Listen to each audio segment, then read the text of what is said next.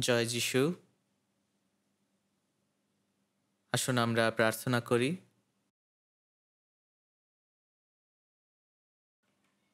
আমাদের পবিত্র, দয়াময় এবং মঙ্গলময় পিতা, আমরা এমন একটি জগতে বসবাস করছি যেখানে রয়েছে অবাধ্যতা এবং পাপ।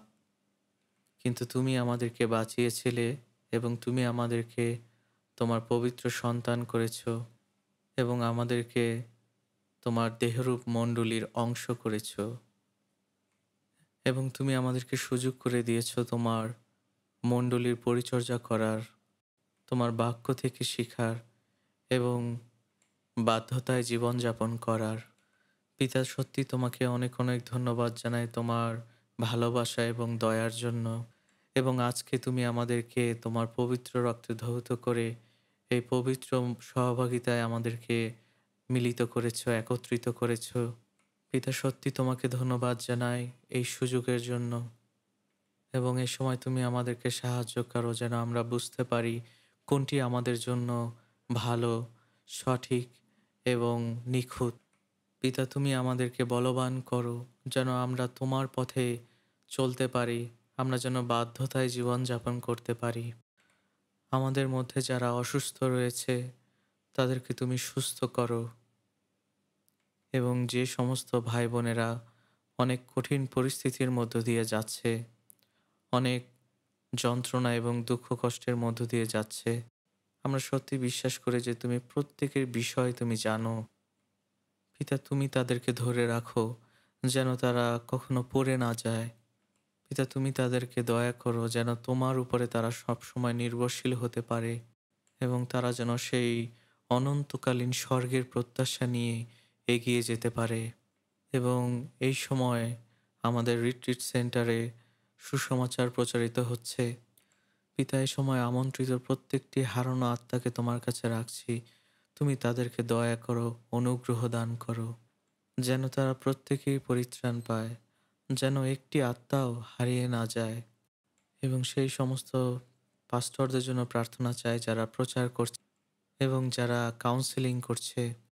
পিতা, তুমি তাদের সহবর্তী হও এবং তাদের যে প্রয়োজনীয় বাক্য, জ্ঞান এবং প্রজ্ঞা দরকার সেই মতো তুমি তাদেরকে দান করো।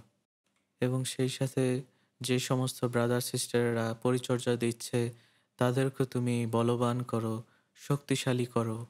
পিতা, তোমার কাছে যাচনা করি তাদেরকে সেই পরিচর্যার হৃদয় দাও যেন তাদের এই পরিচর্যার মধ্য দিয়ে প্রত্যেকের কাছে সুসমাচার প্রচারিত হয়।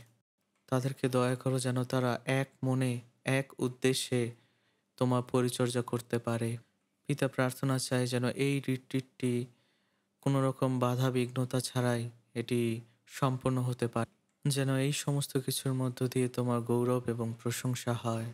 এবং এ সময় প্রার্থনা চাই সমস্ত জায়গার ব্রাদার এবং সিস্টারদের জন্য এবং যে সমস্ত মিশনারিরা বাইরে রয়েছে তোমার সুসমাচার প্রচার করছে তাদের প্রত্যেকের জন্য, যেন তারা আরও শক্তিশালীভাবে তোমার সুসমাচার প্রচার করতে পারে।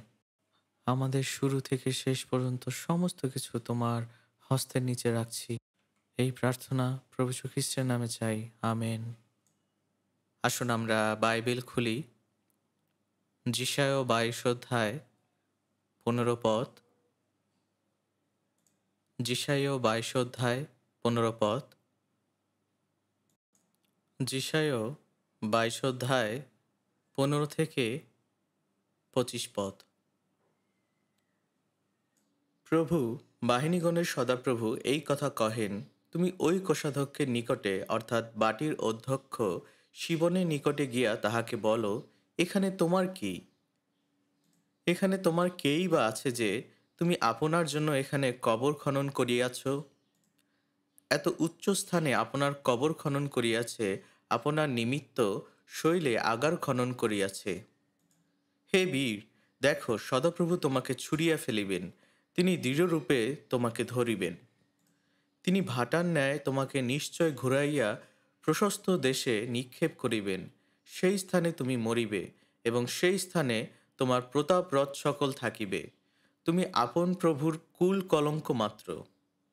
আমি তোমার পদ হইতে তোমাকে ফেলিয়া দিব, তোমার স্থান হইতে তোমাকে উপড়াইয়া ফেলা যাইবে। আর সেই দিন আমি আপন দাসকে হিলকিয়ের পুত্র ইলিয়াকিমকে ডাকিব, আর তোমার পরিচ্ছদ তাহাকে পরিধান করাইব, তোমার পটুকা দিয়া তাহাকে বলবান করিব, ও তোমার কর্তৃত্ব তার হস্তে সমর্পণ করিব। সে জেরুসালেম নিবাসীদের ও জিহুদা কুলের পিতা হইবে। আর আমি দাউদ কুলের চাবি তাহার স্কন্ধে দিব। সে খুলিলে কেহ রুদ্ধ করিবে না, ও রুদ্ধ করিলে কেহ খুলিবে না।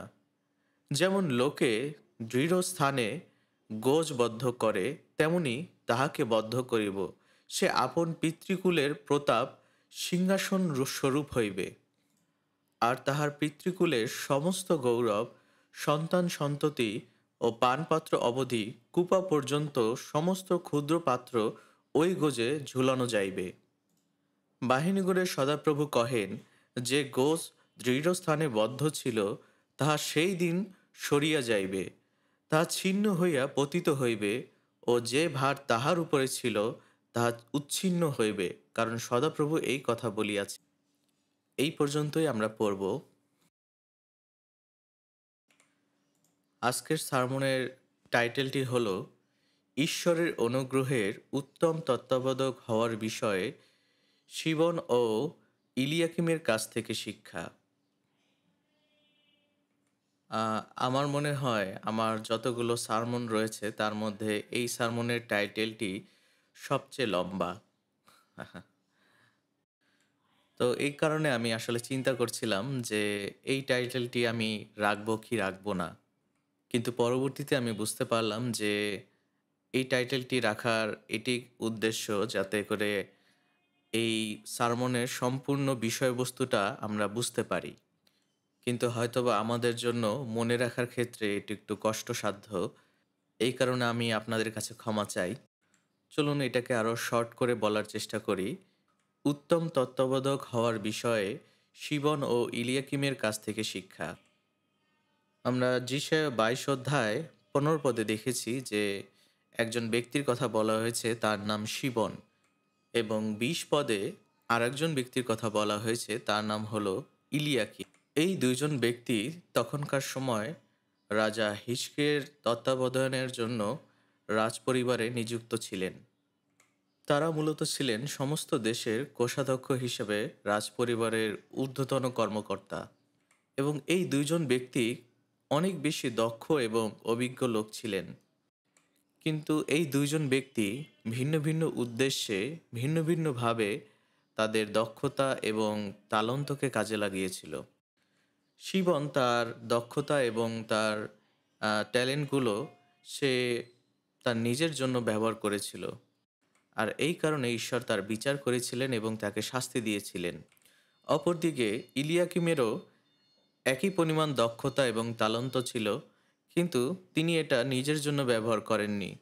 তিনি এটা ব্যবহার করেছিলেন রাজপরিবারের গৌরবার্থে।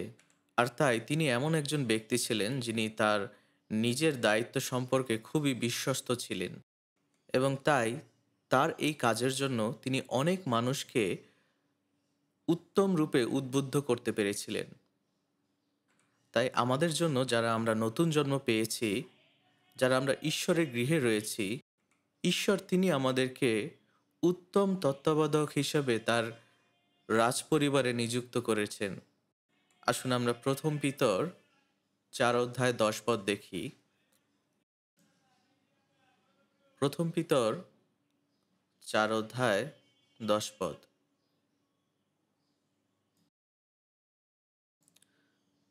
আসুন আমরা একসাথে পড়ি।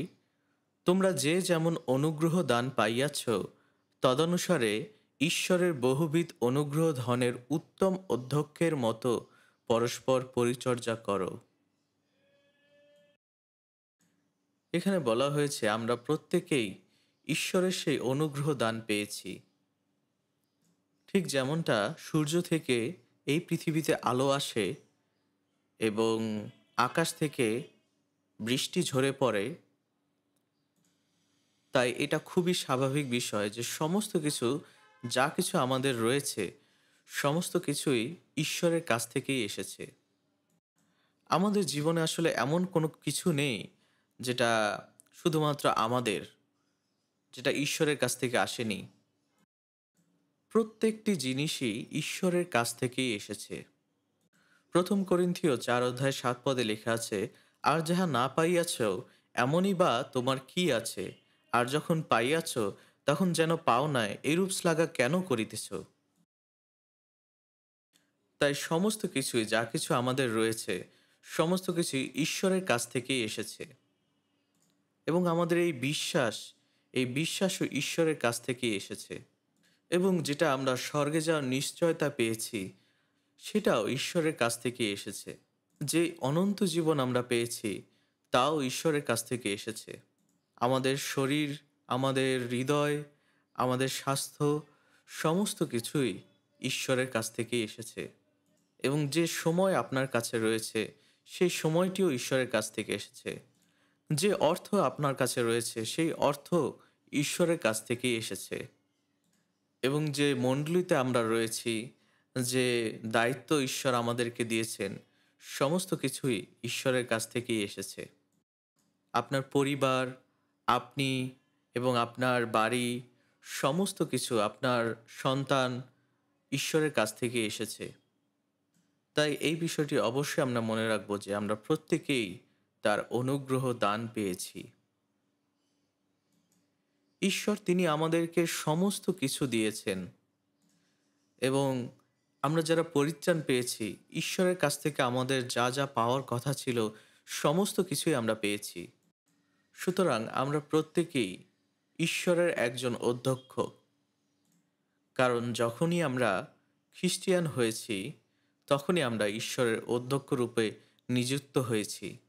যদি আমরা ভালোভাবে কাজ করি, তাহলে উত্তম অধ্যক্ষ রূপে ঈশ্বর আমাদের দ্বারা গৌরবান্বিত হবেন। কিন্তু কখনো কখনো ঈশ্বরের এই অনুগ্রহ দানগুলো আমরা নিজেদের প্রয়োজনে, নিজেদের উদ্দেশ্যে ব্যবহার করি। আর যখনই একজন অধ্যক্ষ এই কাজগুলো করে, তখনই সে অভিশপ্ত হয়। কিন্তু যে উত্তম অধ্যক্ষ, সে ঈশ্বরের কাছ থেকে বিভিন্ন ধরনের অনুগ্রহ পেয়ে থাকে। যদি আপনি প্রথম পিতর 4 অধ্যায় 10 পদের আলোকে শিবনা এবং ইলিয়াকিমকে দেখেন, তাহলে আমরা দেখতে পাবো যে শিবনা হলেন খারাপ অধ্যক্ষ এবং ইলিয়াকিম হলেন উত্তম অধ্যক্ষ। তাই আজকে আপনারা যারা পরিত্রাণপ্রাপ্ত এখানে রয়েছেন, আপনারা নিজেদেরকে জিজ্ঞাসা করুন, আমি কি আমার এই বর্তমান জীবনে উত্তম অধ্যক্ষ রূপে ইলিয়াকিমের মতন জীবনযাপন করছি কিনা, নাকি আমি শিবনার মতো অভিশপ্ত অধ্যক্ষ রূপে জীবনযাপন করছি? এই বিষয়টি আসলে খুবই গুরুত্বপূর্ণ, এবং এটা আমাদের গভীরভাবে চিন্তা করা দরকার। আমাদেরকে প্রত্যেককে অবশ্যই সেই ইলিয়াকিমের মতন উত্তম অধ্যক্ষ হতে হবে। ঈশ্বর তিনি আমাদেরকে প্রতিনিয়ত জ্ঞান দিচ্ছেন, বুদ্ধি দিচ্ছেন এবং শক্তি যোগাচ্ছেন, যেন আমরা উত্তম অধ্যক্ষ হতে পারি। আসুন আমরা আবার দেখতে চাই যিশায় 22 অধ্যায়। সেই সময়কার ইতিহাস সম্পর্কে জানাটা খুবই গুরুত্বপূর্ণ। তাই আসুন আমরা যিশায় 22 অধ্যায় 5 পদ দেখি। যিশায় 22 অধ্যায় 5 পদ থেকে 11 পদ পর্যন্ত। কেননা প্রভু বাহিনীগণের সদাপ্রভু হইতে কোলাহলের, দলনের ও ব্যাকুলতার দিন দর্শনোপত্যকায় উপস্থিত। প্রাচীর ভগ্ন হইতেছে ও আর্তনাদ পর্বত পর্যন্ত যাইতেছে। আর এলোম তুন ধারণ করিল, তাহার সহিত পদাতিক ও অশ্বারোহীগণের দল এবং কিরের লোক ঢাল অনাবৃত করিল। তোমার উত্তম উত্তম তলভূমি রথে পরিপূর্ণ হইল, ও অশ্বারোহীগণ পুরুদ্বারের কাছে সসজ্জ হইল। আর তিনি জিহুদার আচ্ছাদন খুলিয়া ফেলিলেন, আর সেই দিন তুমি বনগৃহে রণসজ্জার প্রতি দৃষ্টিপাত করিলে। আর তোমরা দাউদনগরের ভগ্ন স্থানগুলি দেখিলে, বাস্তবিক সেই সকল অনেক ও নিচস্থ সরোবরের জল একত্র করিলে, এবং জেরুজালেমের গৃহ সকল গণনা করিলে, ও প্রাচীর দৃঢ়করণার্থে গৃহ সকল ভাঙিয়া ফেলিলে। আর তোমরা পুরাতন পুষ্করণীয় জলের জন্য দুই প্রাচীরের মধ্যস্থানে সরোবর প্রস্তুত করিলে, কিন্তু যিনি এই ঘটনা সম্পন্ন করিয়াছেন তাহার প্রতি দৃষ্টি করিলে না। যিনি দীর্ঘকাল অবধি ইহার সংগঠন করিয়াছেন তাহাকে দেখিলে না। সেই সময় যিহুদিরা অনেক পাপের মধ্যে চলে গিয়েছিল এবং ঈশ্বর এই কারণে তাদের জন্য অনেক শত্রু তৈরি করেছিলেন, যেন তারা যিহুদিদের আক্রমণ করে এবং সমস্ত যিহুদিদের নগর দখল করে নেয়। এবং তখন শত্রুরা জেরুসালেম নগরের চারিদিকে ঘেরাও করেছিল। আর তাই ৭ পদে লেখা আছে, তোমার উত্তম উত্তম তলভূমি রথে পরিপূর্ণ হইল ও অশ্বারোহীগণ পুরুদ্বারের কাছে সসজ্জ হইল। কিন্তু সেই সময় ইসরায়েল জাতি তখনও বুঝতেই পারেনি যে তারা এত বড় একটি যুদ্ধের মধ্যে দিয়ে যাচ্ছে এবং তাদের চারিদিকে সেই শত্রুরা ঘেরাও করেছিল। কিন্তু ঈশ্বর তাদের চোখ খুলে দিলেন যখন তারা সেই যুদ্ধের মধ্যে পড়ে গেল, এবং তখন তারা এটা বুঝতে পারল যে তারা অনেক বড় একটা বিপদের মধ্যে পড়ে গিয়েছে। সেই দিন তারা বনকুটিরের অস্ত্রের উপরে নির্ভর করেছিল, এবং তারা যখন দেখল যে দাউদ নগরের ভগ্ন স্থানগুলি অনেক বেশি পরিমাণে রয়েছে, এবং তারা তখন সেই নিচু স্থানে জল একত্র করলো এবং জেরুসালেমের সেই প্রাচীরগুলো, সেই দেয়ালগুলোকে দৃঢ় করার জন্য সেই জেরুসালেমের যত গৃহ ছিল সেই গৃহগুলো তারা ভেঙে ফেলেছিল, এবং তারা যুদ্ধের জন্য উপরের পুকুর থেকে জল সঞ্চয় করেছিল। তারা এত কিছু করেছিল অনেক দ্রুততার সাথে, কিন্তু তারা একটি জিনিস করেনি, সেটা হলো তারা ঈশ্বরকে সম্মান দেয়নি। তারা নিজেদের বুদ্ধিতেই সব কিছু করেছিল। তারা প্রায়শ্চিত্ত করেনি এবং ঈশ্বরের দিকে ফিরে তাকায়নি।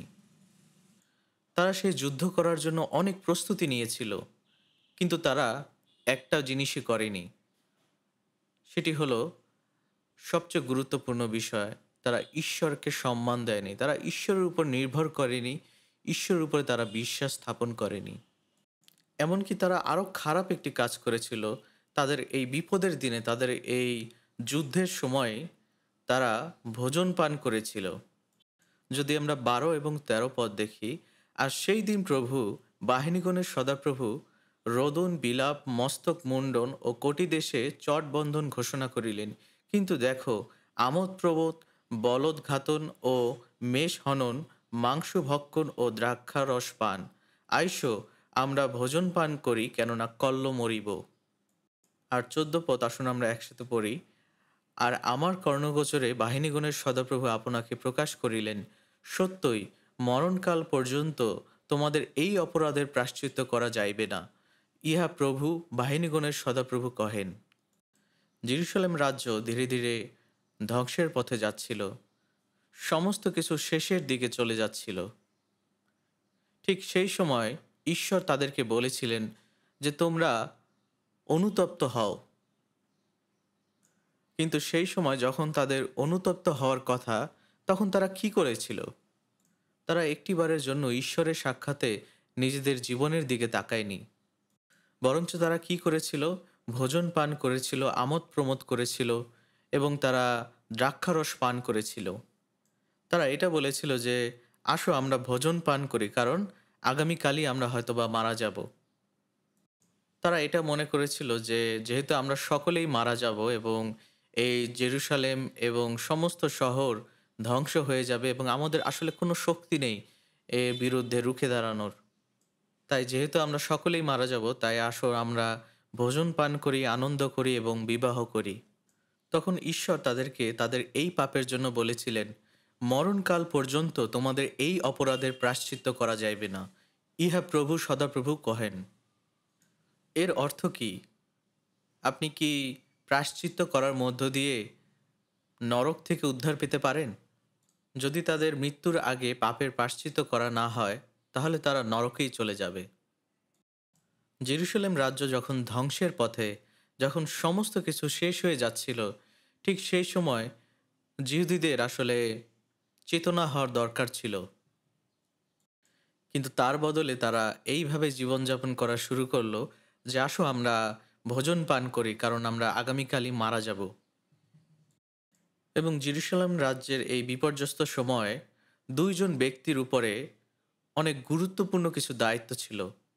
তারা হলেন শিবনা এবং ইলিয়াকিম। তাদের উপরে অনেক গুরুত্বপূর্ণ দায়িত্ব আরোপ করা হয়েছিল। আসুন আমরা যিশায়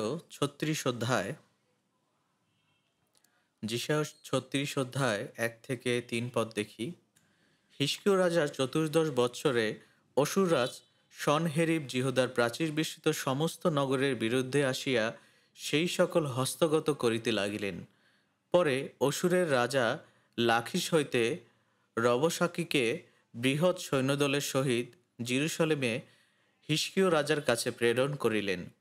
তাহাতে তিনি আসিয়া উচ্চতর পুষ্করিণীর প্রণালীর কাছে রজক ভূমির রাজপথে অবস্থিতি করিলেন। এবং 3 পদ আসুন আমরা একসাথে পড়ি। পরে হিলকিয়ের পুত্র ইলিয়াকিম নামে রাজবাটির অধ্যক্ষ শিবন লেখক ও আসফের পুত্র জোয়া নামক ইতিহাস রচক বাহির হইয়া তাহার কাছে গেলেন। তো সেই সময় হিজকিয় রাজা ইলিয়াকিম, শিবনা এবং জোয়াকে সেই সনহেরিব রাজার কাছে পাঠিয়েছিলেন। এই সনহেরিব রাজা 1,85,000 সৈন্যদল নিয়ে যুদ্ধ করতে এসেছিল। তাই সেখানে 3 জন উচ্চতর কর্মকর্তাকে হিজকিয় রাজা পাঠিয়েছিলেন সনহেরিব রাজার কাছে। এবং যিশায় 37-1-2 পদেও ইলিয়াকিম এবং শিবনাকে আমরা দেখতে পাই। আসুন আমরা 37-1-2 পদ পড়ি। তাহা শুনিয়া হিজকিয় রাজা আপন বস্ত্র ছিঁড়িয়া চট পরিধান করিয়া সদাপ্রভুর গৃহে গমন করিলেন।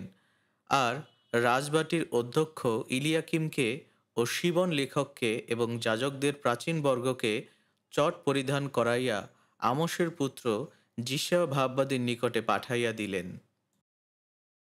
তো এখানে রবশাকিক বৃহৎ সৈন্যদল নিয়ে ইসরায়েলকে ধ্বংস করতে এসেছিল এবং সে তখন ইসরায়েলকে বিদ্রূপ করছিল এবং ঈশ্বরকেও বিদ্রূপ করেছিল।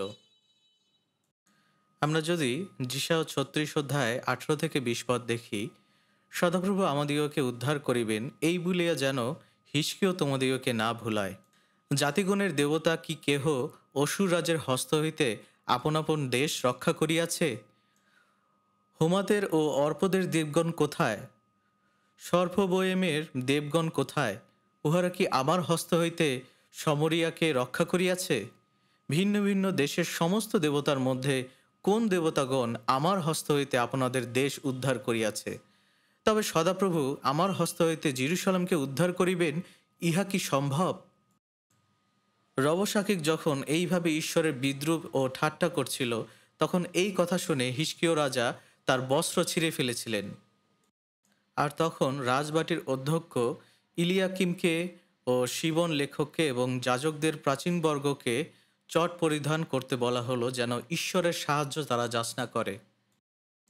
তাদেরকে তিনি আমোসের পুত্র যিশায় ভাববাদীর কাছে পাঠিয়ে দিলেন। এবং যারা যিশায় ভাববাদীর কাছে গিয়েছিল তাদের মধ্যে অন্যতম ছিলেন ইলিয়াকিম ও শিবন লেখক। তারা মূলত ছিলেন রাজকীয় কাজের ঊর্ধ্বতন কর্মকর্তা। তাদেরকে খুব গুরুত্বপূর্ণ দায়িত্ব দেওয়া হয়েছিল, ঠিক আমাদের মতনই। আমরা এমন একটি পৃথিবীতে বসবাস করছি যে পৃথিবীটা খুব শীঘ্রই ধ্বংস হয়ে যাবে। দানিয়েল 9-27 লেখা আছে, 1 সপ্তাহ পর্যন্ত তিনি অনেকের সহিত দৃঢ় নিয়ম করিলেন। সেই সপ্তাহের অর্ধেককালে তিনি যজ্ঞ ও নৈবেদ্য নিবৃত্ত করিবেন। আমরা এখন দেখতে পাচ্ছি যে মধ্যপ্রাচ্যের মধ্যে ইসরায়েল এবং আরবীয় দেশগুলোর মধ্যে অনেক সমস্যা তৈরি হয়েছে, কিন্তু হঠাৎ করে একদিন সমস্ত কিছু শান্ত হয়ে যাবে এবং ঠিক তার পরপরই 7 বছরের মহাক্লেশ, 7 বছরের মহাযাতনা শুরু হবে। এই 7 বছরের মহাক্লেশ ভয়াবহ যাতনার দিন, এটা আসলে কল্পনাও করতে পারবো না আমরা কেউ। এই 7 বছরে এমন এমন যাতনা ঘটবে যা কেউ কখনো কোনোদিন দেখেনি। এবং এই মিথ্যা শান্তির পূর্বেই যীশুখ্রিস্টের আগমন ঘটবে। আর যখন যীশুখ্রিস্টের আগমন আকাশে ঘটবে, তখন আমাদেরকে পুনরুত্থিত করা হবে এবং রূপান্তরিত করা হবে। আমরা সেই অনন্তকালীন স্বর্গে প্রবেশ করব। আমরা এখানে দেখতে পাচ্ছি যে ইলিয়াকিম এবং শিবনা তাদের উপরে দেশের একটি গুরুতর দায়িত্ব দেওয়া হয়েছে এবং সেই ইসরায়েল জাতি একটি ভয়াবহ বিপর্যয়ের মধ্য দিয়ে যাচ্ছিল। ঠিক তেমনি আমরা প্রত্যেকেই সেই ঈশ্বরের গৃহের লোক। আমরা প্রত্যেকেই তার এক একজন অধ্যক্ষ। ঠিক ইলিয়াকিম এবং শিবনার মতো আমাদেরকেও ঈশ্বর তার রাজ্যের গুরুতর দায়িত্বগুলো দিয়েছেন। আসুন আমরা আবার দেখি যিশায়া 22 অধ্যায় 15 পদ। যিশায়া 22 অধ্যায় 15 পদ, আসুন আমরা একসাথে পড়ি। প্রথম বাহিনীগণের সদাপ্রভু এই কথা কহেন, তুমি ওই কোষাধ্যক্ষের নিকটে অর্থাৎ বাটির অধ্যক্ষ শিবনের নিকটে গিয়া তাহাকে বলো, এখানে তোমার কি? শিবন এখানে কোরিয়ান ট্রান্সলেশন অনুযায়ী বলা হয়েছে যে তার দায়িত্বটি ছিল একজন কোষাধ্যক্ষের দায়িত্ব। তার মানে তিনি সেই জিহুদি রাজ্যের সমস্ত অর্থ সম্পদের বিষয় তত্ত্বাবধান করতেন। রাজ্যের যত ধন এবং সম্পদ ছিল সমস্ত কিছুই তার তত্ত্বাবধানের অধীনে ছিল এবং সেই সাথে তাকে রাজবাড়ির তত্ত্বাবধায়ক হিসেবে রাখা হয়েছে। তার মানে তার দুইটি পদ ছিল, একটি হলো সমস্ত ধন সম্পদের তত্ত্বাবধান করা এবং আহ, রাজপ্রাসাদের তত্ত্বাবধান করা। তাই বর্তমান সময়ের সাথে যদি আমরা তুলনা করে বলি তাহলে তিনি ছিলেন একজন ভাইস প্রেসিডেন্ট এবং চিফ অফ স্টাফ। তাই শিবনকে এতটাই উচ্চতর পদে তাকে পদান্বিত করা হয়েছিল এবং এই পদগুলো সে আসলে এমনি এমনি পায়নি। তার এর জন্য অনেক কিছু করতে হয়েছিল। তার মধ্যে সেই দক্ষতা এবং তালন্ত ছিল, যেটা আসলে এমনি এমনি হয়নি। যে দক্ষতা এবং তালন্ত হয়তোবা অন্য অনেকের মধ্যেই নেই। এবং যখন অশ্বরীয় রাজ তার বৃহৎ সৈন্যদল নিয়ে এসেছিল, তখন হিজকিয় রাজা তার রাজপরিবারের মধ্য থেকে 3 জনকে পাঠিয়েছিলেন, আর তাদের মধ্যে একজন ছিলেন এই শিবনা। তিনি ছিলেন একজন অত্যন্ত দক্ষ এবং অভিজ্ঞ ব্যক্তি, আর এই কারণে তার দক্ষতার জন্যই তাকে এত বড় একটি পজিশন দেওয়া হয়েছিল। 1953 সালে ইতিহাসবিদরা যখন জেরুসালেমে বিভিন্ন রকম স্টাডি করছিলেন, তারা তখন একটি লৌহদণ্ড পায় এবং এবং সেটি ছিল 700 বছর পূর্বে, যেটা হিজকিয় রাজার সময়। এবং সেই লৌহদণ্ডের উপরে এটা লেখা ছিল, শিবন যিনি রাজবাটির অধ্যক্ষ শিবন। সেখানে মূলত এই দুটি শব্দ ছিল শিবনা এবং ইয়াহুয়ে। এই দুটি শব্দ মূলত শিবনা এবং ইয়াহুয়ের কম্বিনেশনে এই শব্দটা লেখা হয়েছিল শিবনায়ার। এই ঘটনার মধ্য দিয়ে আমরা বুঝতে পারি যে শিবন কতটা প্রভাবশালী একজন লোক ছিলেন। কিন্তু তিনি তার এই দক্ষতা এবং তার ক্ষমতা তিনি নিজের জন্য ব্যবহার করেছিলেন। তার উচিত ছিল দাউদের এবং দাউদের বংশের জন্য তার সেই দক্ষতা কাজে লাগানো। তার সেই দক্ষতার মধ্য দিয়ে তিনি ইসরায়েলের ঈশ্বরকে গৌরবান্বিত করতে পারতেন, কিন্তু তিনি তা করেননি। তিনি তখন কি করেছিলেন? যদি আমরা 16 পদে দেখি, সেখানে লেখা আছে, এখানে তোমার কেই বা আছে যে তুমি আপনার জন্য এখানে কবর খনন করিয়াছ, এত উচ্চ স্থানে আপনার কবর খনন করিয়াছে, আপনার নিমিত্ত শৈলে আগার খনন করিয়াছে। আপনি যদি এই বাক্যটি মনোযোগ সহকারে দেখেন তাহলে আপনি এটা বুঝতে পারবেন যে ঈশ্বর কি বলেছেন। ঈশ্বর তিনি এখানে বলছেন, তুমি এখানে কি করছো? আর এখানে নিজের কবর খুঁড়ার জন্য, উঁচু জায়গায় তোমার কবর ঠিক করার জন্য, পাহাড় কেটে বিশ্রাম স্থান বানাবার জন্য কে তোমাকে অধিকার দিয়েছে? এখানে ঈশ্বর তিনি 3বার বলেছেন যে আপনার জন্য, তোমার জন্য। তিনি নিজের জন্য একটি বড় পাথর বানিয়েছে। তিনি নিজের জন্যই নিজের কবর খুঁড়েছেন। আর এই কারণে ঈশ্বর তাকে এই কথা জিজ্ঞাসা করেছিলেন যে এখানে তোমার কি? এখানে তোমার কেই বা আছে? এখানে এখানে এখানে বারবার এই কথাই বলা হয়েছে।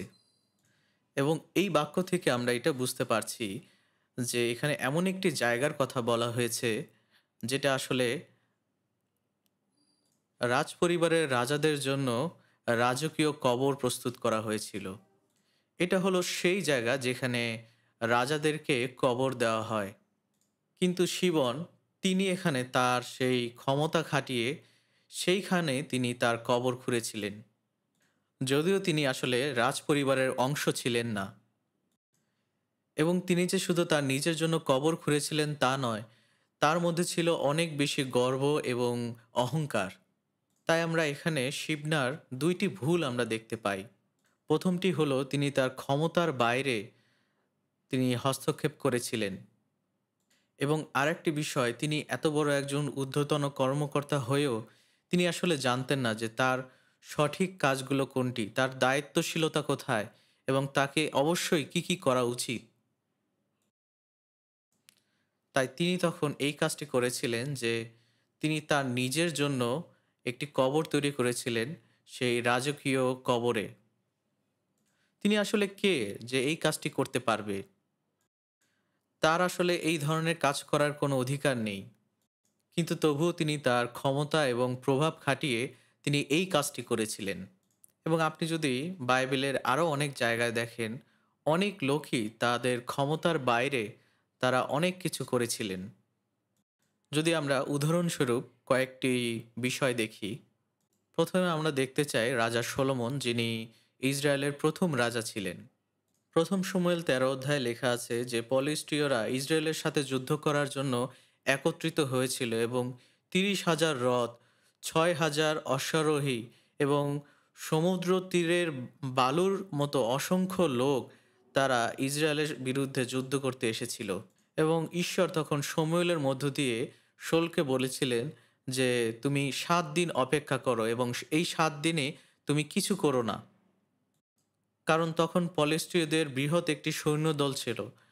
তাদের সংখ্যা ছিল সমুদ্রের বালুর মতন অসংখ্য।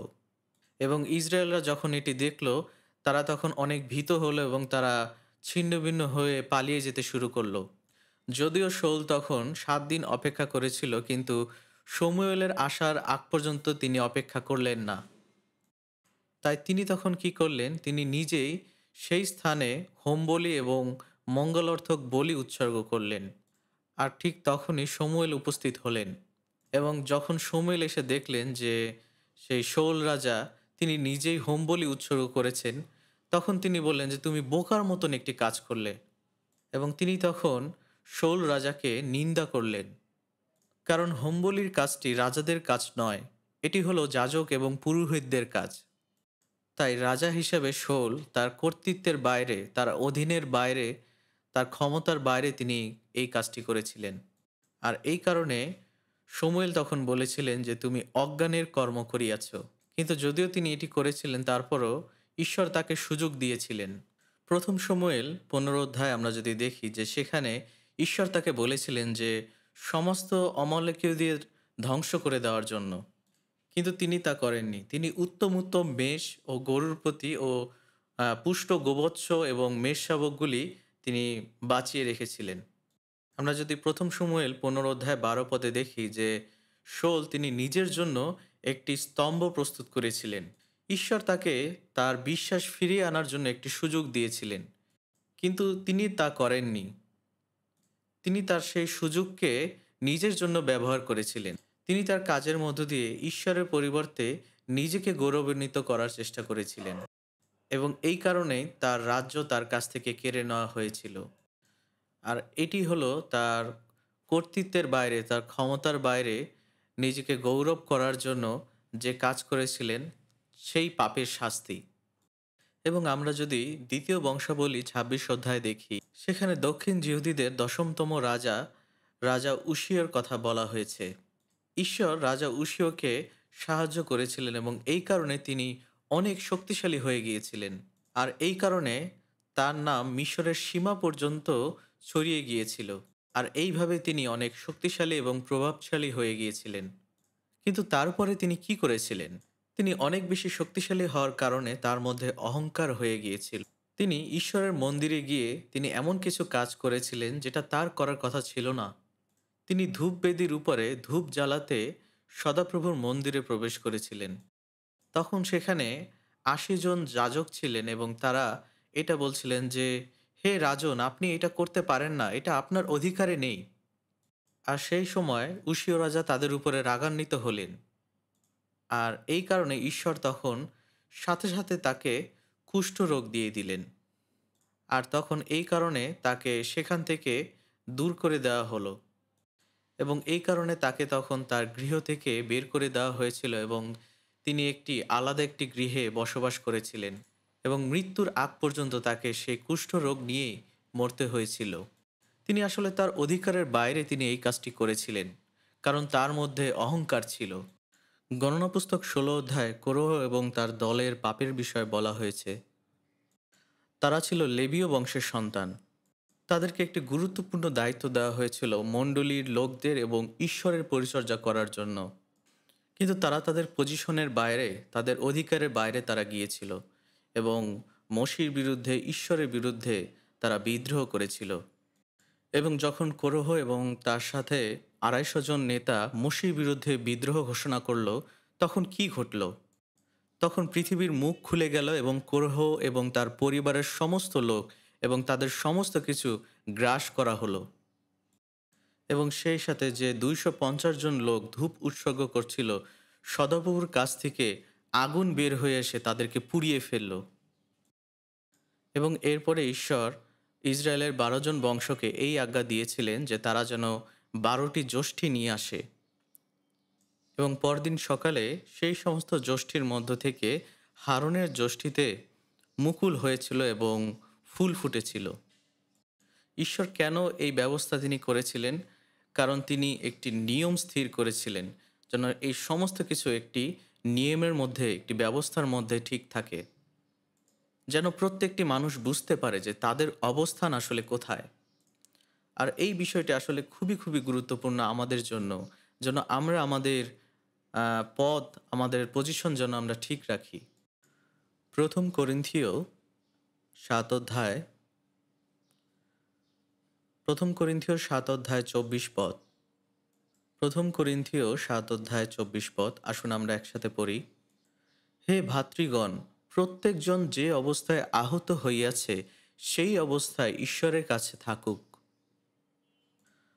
প্রথম করিন্থীয় পুস্তকের ৭ অধ্যায় আপনি যদি সমস্ত অধ্যায়টি দেখেন, এই বাক্যটির আগে কথা বলা হয়েছে বিবাহের বিষয়ে। যদি স্বামী স্ত্রীর মধ্যে কেউ একজন পরিত্রাণ না পায় তাহলে আমরা কি করব? অবশ্যই সেই সময় অনেক ধরনের সমস্যার সম্মুখীন হতে হবে। প্রেরিত পৌল তখন এখানে বলেছিলেন যে তোমরা কিভাবে জানো যে সে পরিত্রাণ পাবে কি পাবে না? তাই তোমরা যে অবস্থাতেই আছো সেই অবস্থাতেই থাকো এবং যদি তুমি যিহুদি হিসাবে পরিত্রাণ পাও তাহলে সেভাবেই থাকো, যদি তুমি পরজাতি হিসেবে পরিত্রাণ পাও তাহলে সেভাবেই থাকো। তুমি দাস নাকি স্বাধীন এটা আসলে কোনো বিষয়ই না। অবশ্যই সেই সময় দাস হিসাবে খ্রিস্টীয় জীবনযাপন করা অনেক বেশি কঠিন ছিল এবং তাই এখানে বলা হয়েছে যদি তুমি স্বাধীন হতে পারো তাহলে সেটা তোমার জন্য ভালো। তাই আপনি যে অবস্থাতেই থাকুন না কেন বা আপনি যে পরিস্থিতির মধ্যে দিয়ে যান না কেন, সবচেয়ে বড় বিষয় হলো ঈশ্বর আপনার সাথে রয়েছে। আপনি ঈশ্বরের সাথে রয়েছেন এবং ঈশ্বর আপনার মধ্যে বসবাস করছে। আপনি যদি ছাত্র হয়ে থাকেন অথবা আপনি যদি একজন মা হয়ে থাকেন যিনি গৃহিণী, অথবা আপনি স্বামী হয়ে থাকেন যিনি অফিসে কাজ করছেন, এটা আসলে কোনো বিষয় না। সবচেয়ে বড় বিষয় হলো আপনি আপনার অবস্থানকে ধরে রাখুন। আপনি ঈশ্বরের সাথে চলুন। এটাই হলো সবথেকে গুরুত্বপূর্ণ বিষয়। আর এটা আমাদেরকে অবশ্যই মনে রাখতে হবে যে যখনই আমরা পরিত্রাণ পেয়েছি তখন থেকেই অবশ্যই মণ্ডলীর বাধ্য হয়ে থাকতে হবে। যোহন ১৫ অধ্যায়ে বলা হয়েছে যে শাখা সবসময় যেন মূলের সাথে যুক্ত থাকে। ঈশ্বর এটা স্পষ্ট করেই বলে দিয়েছেন যে আমরা প্রত্যেকেই তার মণ্ডলীর দেহের অংশ এবং যীশুখ্রিস্ট তিনি হচ্ছেন আমাদের এই মণ্ডলীর মস্তক। তাই আমরা যেন প্রত্যেকেই আমাদের অবস্থান ঠিক রাখি।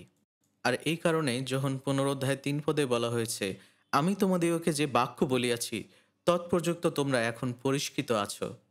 আমাতে থাকো আর আমি তোমাদের মধ্যে থাকি।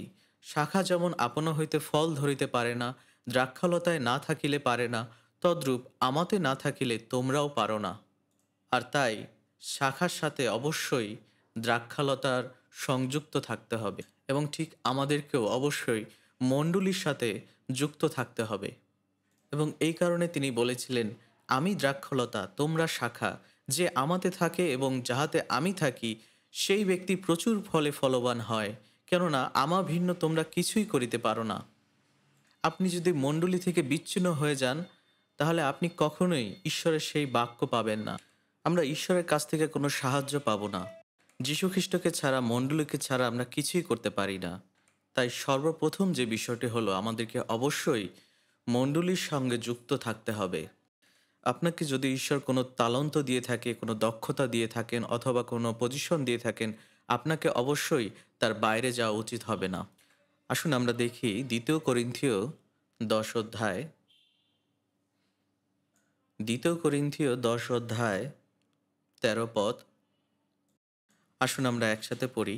আমরা কিন্তু পরিমাণের অতিরিক্ত শ্লাঘা করিব না, বরং ঈশ্বর পরিমাণ বলিয়া আমাদের পক্ষে যে সীমা নিরূপণ করিয়াছেন, তাহার পরিমাণ অনুসারে শ্লাঘা করিব, তাহা তোমাদের নিকট পর্যন্তও যায়। প্রেরিত পৌল করিন্থীয় মণ্ডলীতে এই পত্রটি লিখেছিলেন, এবং তিনি এটাই বলেছেন যে আমাদের যতটুকু গর্ব করা উচিত তার বাইরে আমরা যেন গর্ব না করি। ঈশ্বর আমাদেরকে কাজের যে সীমানা ঠিক করে দিয়েছেন তার মধ্যেই যেন আমরা গর্ব করি। তাই আমাদের এই মণ্ডলীতে আমাদের প্রত্যেককে ঈশ্বর তিনি অনেক অনেক তালন্ত দিয়েছেন, দক্ষতা দিয়েছেন এবং আমাদেরকে পজিশন দিয়েছেন। তাই ঈশ্বর আমাদের যতটুকু পরিমাণে দিয়েছেন সেই পরিমাণের বাইরে অতিরিক্ত যেন আমরা না করি, কারণ যদি আমরা অতিরিক্ত পরিমাণে করি তখন সেটা ঈশ্বরের কাছে গ্রহণযোগ্য হবে না। তাই প্রেরিত পৌলের মতো আমাদেরকেও সেই রকমভাবে চলা উচিত। এবং আমরা যদি রোমীয় ১২ অধ্যায় ৩ পদ দেখি, যে বাক্যটি আমরা সকালে পড়েছিলাম, বস্তুত আমাকে যে অনুগ্রহ দত্ত হইয়াছে তাহার গুণে আমি তোমাদের মধ্যবর্তী প্রত্যেক জনকে বলিতেছি, আপনার বিষয়ে যেমন বোধ করা উপযুক্ত কেহ তদাপেক্ষা বড় বোধ না করুক, কিন্তু ঈশ্বর যাহাকে যে পরিমাণে বিশ্বাস বিতরণ করিয়াছেন তদনুসারে সে সুবোধ হইবার চেষ্টায় আপনার বিষয়ে বোধ করুক। এটা আসলে খুবই অগ্রহণযোগ্য একটি বিষয় যখন আমরা নিজেদেরকে অনেক বড় মনে করি। ঈশ্বর যখন তিনি মণ্ডলীর দিকে তাকান, তখন এই আমাদের এই দক্ষতা এবং আমাদের পজিশনকে তিনি বিশ্বাসের পরিমাণ হিসেবে তিনি পরিমাপ করেন। অনেকে হয়তোবা এরকম চিন্তা করতে পারেন যে, ওহ, তাহলে আমি কিছুই করব না, আমার কিছুই করা উচিত নয়। কিন্তু আপনি যদি কিছুই না করেন তাহলে এটাও এক ধরনের অবাধ্যতা। আমাদেরকে প্রত্যেকেই ঈশ্বর এক একটি পজিশন দিয়েছেন এবং তালন্ত দিয়েছেন। তাই আমরা যেন প্রত্যেকেই এই বিষয়গুলো নিয়ে চিন্তা করি এবং সেই অনুযায়ী কাজ করি। যদি আপনি আপনার পজিশনের বাইরে গিয়ে কাজ করেন তাহলে সেটা হবে অবাধ্যতা, অহংকার।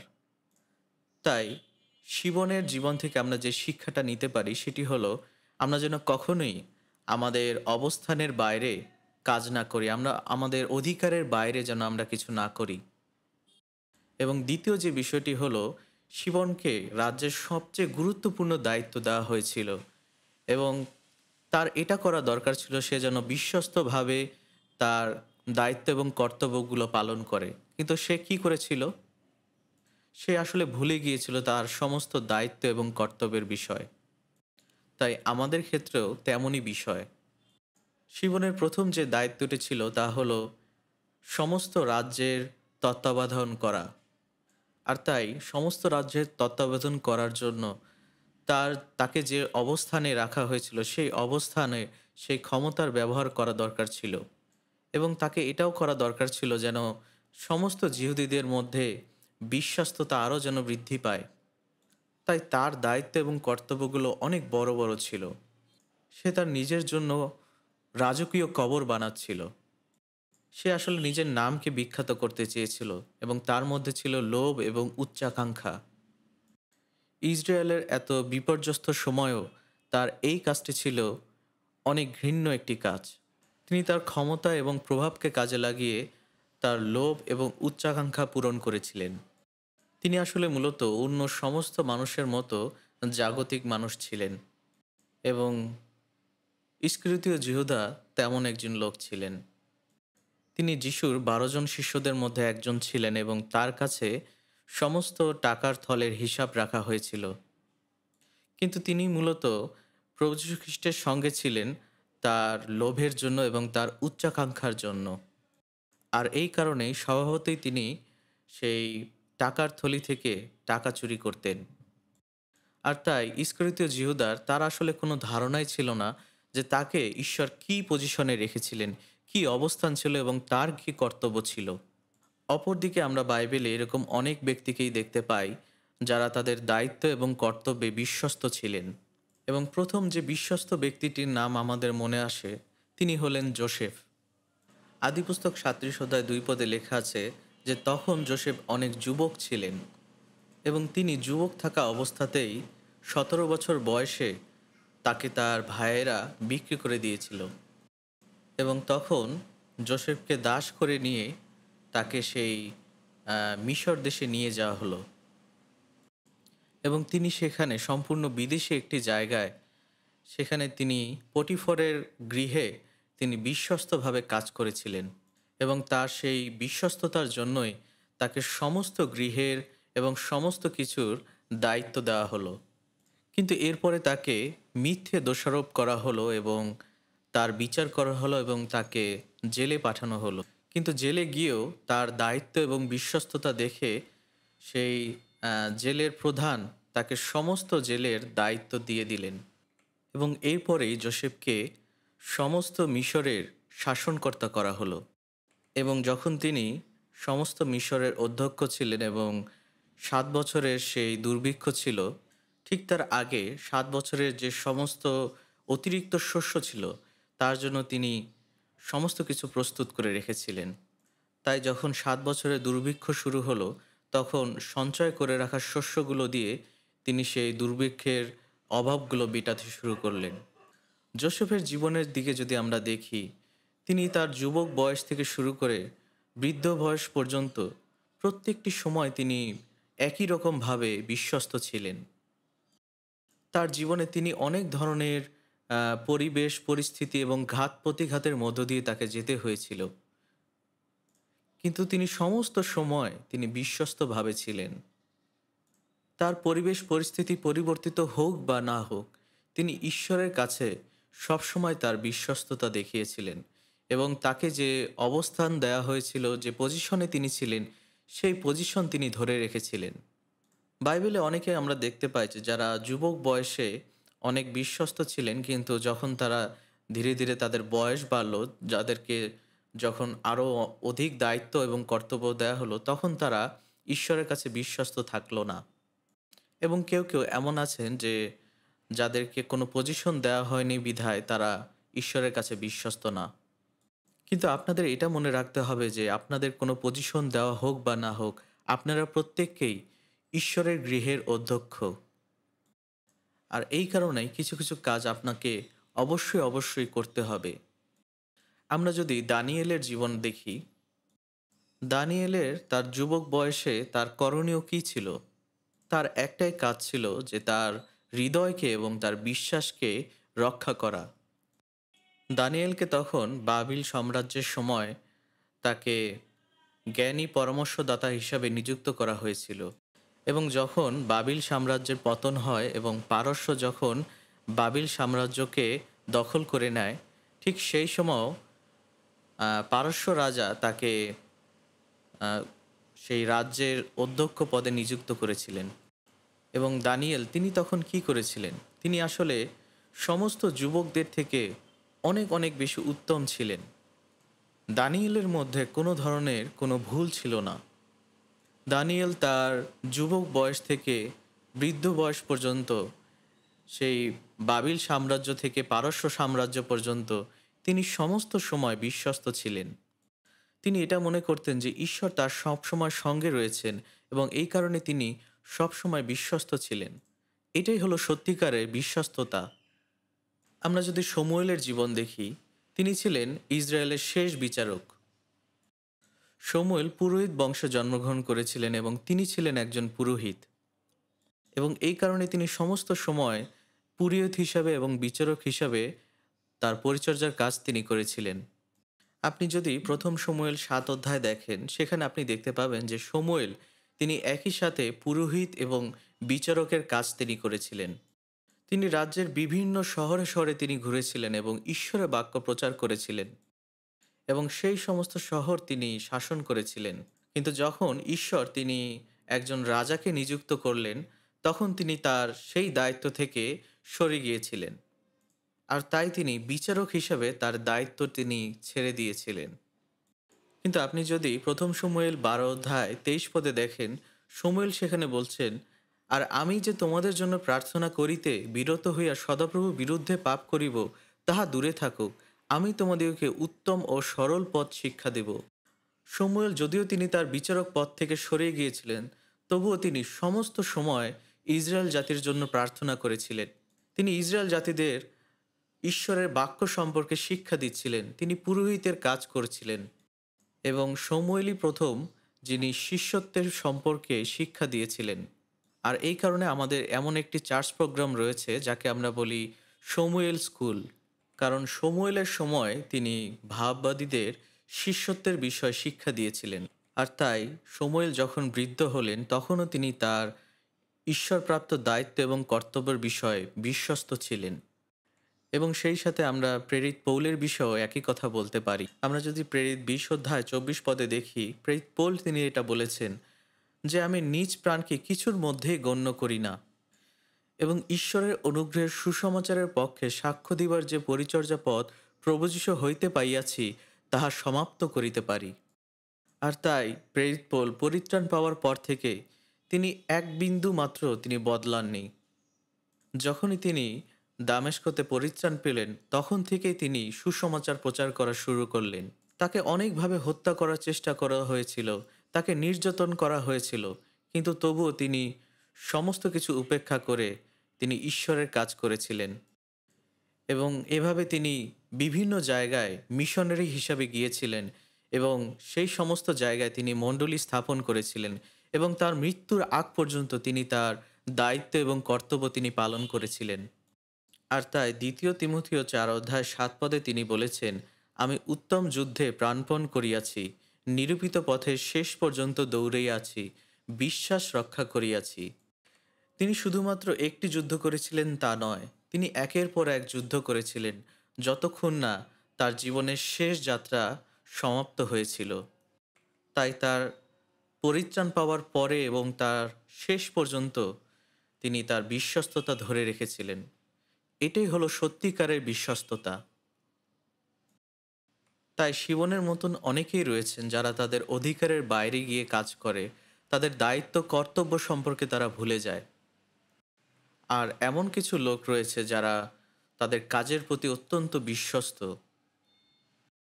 আমরা যেন সেই সমস্ত মানুষদেরকে অনুসরণ করি যারা তাদের কাজের প্রতি বিশ্বস্ত। এবং আমরা আর একটি বিষয় দেখতে পাই যে শিবন ছিল একজন অহংকারী। শিবনের হৃদয় ছিল গর্বিত হৃদয়, এবং তার মধ্যে ছিল অহংকার।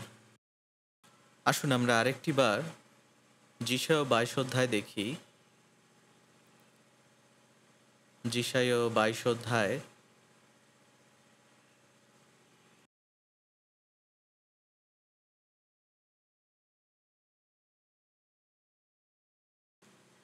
১৬ পদ।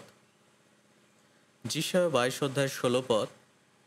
আসুন আমরা একসাথে পড়ি। এখানে তোমার কেই বা আছে যে তুমি আপনার জন্য এখানে কবর খনন করিয়াছ, এত উচ্চ স্থানে আপনার কবর খনন করিয়াছে, আপনার নিমিত্ত শৈলে আগার খনন করিয়াছে।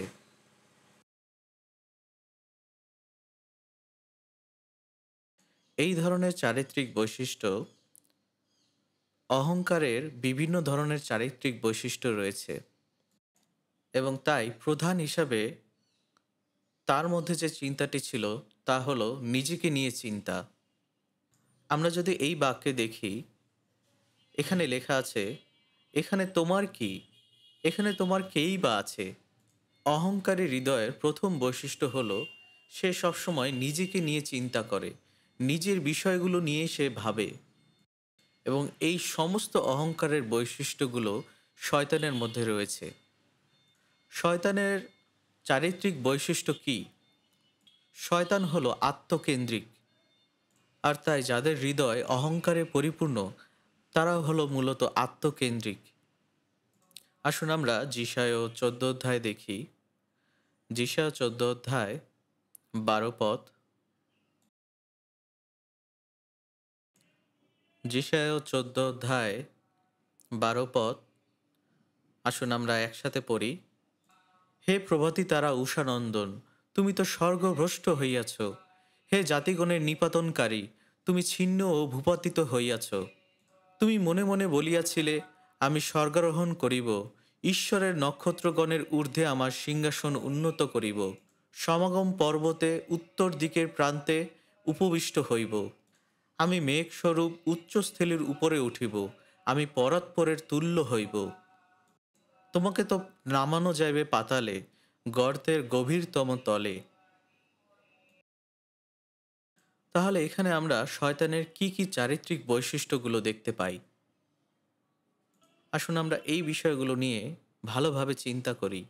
এখানে শয়তান তিনি নিজে বলছেন, আমি স্বর্গারোহণ করিব, ঈশ্বরের নক্ষত্রগণের ঊর্ধ্বে আমার সিংহাসন উন্নত করিব, সমাগম পর্বতে উত্তর দিকের প্রান্তে উপবিষ্ট হইব, আমি মেঘস্বরূপ উচ্চস্থলীর উপরে উঠিব, আমি পরাৎপরের তুল্য হইব। এখানে বারবার একটা কথাই বলা হয়েছে, আমি করব, আমি করব, আমি। তাই যাদের হৃদয় অহংকারে পরিপূর্ণ তারা সমস্ত সময় নিজেকে নিয়ে চিন্তা করে। দ্বিতীয় তিমথিও 3 অধ্যায় 1 থেকে 13 পদের মধ্যে 19টি বিষয় সম্পর্কে বলা হয়েছে যেগুলো শেষ সময়গুলোতে ঘটবে। এবং শুরুতেই যে বিষয়টি প্রথমেই বলা হয়েছে যে মানুষ আত্মপ্রিয় হবে, মানুষ নিজেদেরকে ভালোবাসবে। এবং দ্বিতীয় তিমথিও 3 অধ্যায় আরও এই বিষয়ে বলা হয়েছে যে মানুষ নিজেদেরকে ভালোবাসবে, মানুষ টাকাকে ভালোবাসবে। মানুষ টাকাকে ভালোবাসবে এই কারণে, কারণ তারা এটা চিন্তা করবে যে টাকার মধ্য দিয়ে তাদের সমস্ত সমস্যার সমাধান হবে, এবং এই কারণে তারা প্রথমে নিজেদেরকে ভালোবাসবে। মানুষ যখন ঈশ্বরকে ভালো না বেসে, তার প্রতিবেশীকে ভালো না বেসে যখন সে নিজেকে ভালোবাসা শুরু করবে, তার অর্থ এটাই যে সে নিজেকে ছাড়া আর কাউকেও সে গুরুত্ব দিচ্ছে না। এর অর্থ হলো তারা আত্মকেন্দ্রিক এবং তারা সবসময় নিজেদের বিষয় নিয়ে চিন্তা করছে। এবং মূলত এখান থেকেই সমস্ত সমস্যার শুরু। আমাদের জীবনে অবশ্যই প্রধান গুরুত্বকে নির্ধারণ করতে হবে। আমাদেরকে অবশ্যই এটা নিশ্চিত করতে হবে যে আমরা আসলে কাকে সবচেয়ে বেশি গুরুত্ব দিচ্ছি। যারা আমরা পরিত্রাণ পেয়েছি, যারা ঈশ্বরের অনুগ্রহ লাভ করেছি, তাদেরকে অবশ্যই ঈশ্বর কেন্দ্রিক জীবনযাপন করতে হবে। এবং যারা আমরা ঈশ্বরের কাছ থেকে অনেক বেশি অনুগ্রহ লাভ করছি, আমাদেরকে অবশ্যই সেই অনুগ্রহগুলো আমাদের প্রতিবেশীর মধ্যেও ছড়িয়ে দিতে হবে। আর এই কারণে আমাদের প্রথম গুরুত্ব হলো ঈশ্বর, এবং তারপরে হলো প্রতিবেশী, এবং তারপরে আমরা নিজেরা। ইংলিশ একটা শব্দ রয়েছে, সেটা হলো জয়। জয় শব্দের অর্থ হলো আনন্দ, খুশি এবং উল্লাস। এবং এই জয় শব্দের আরেকটি অর্থ রয়েছে সফলতা এবং সন্তুষ্টি। কারণ মানুষ যখন সফল হয় তার মধ্যে সেই সন্তুষ্টি আসে, এবং এই কারণে তার মধ্যে সেই আনন্দ, উল্লাস এবং খুশি আসে।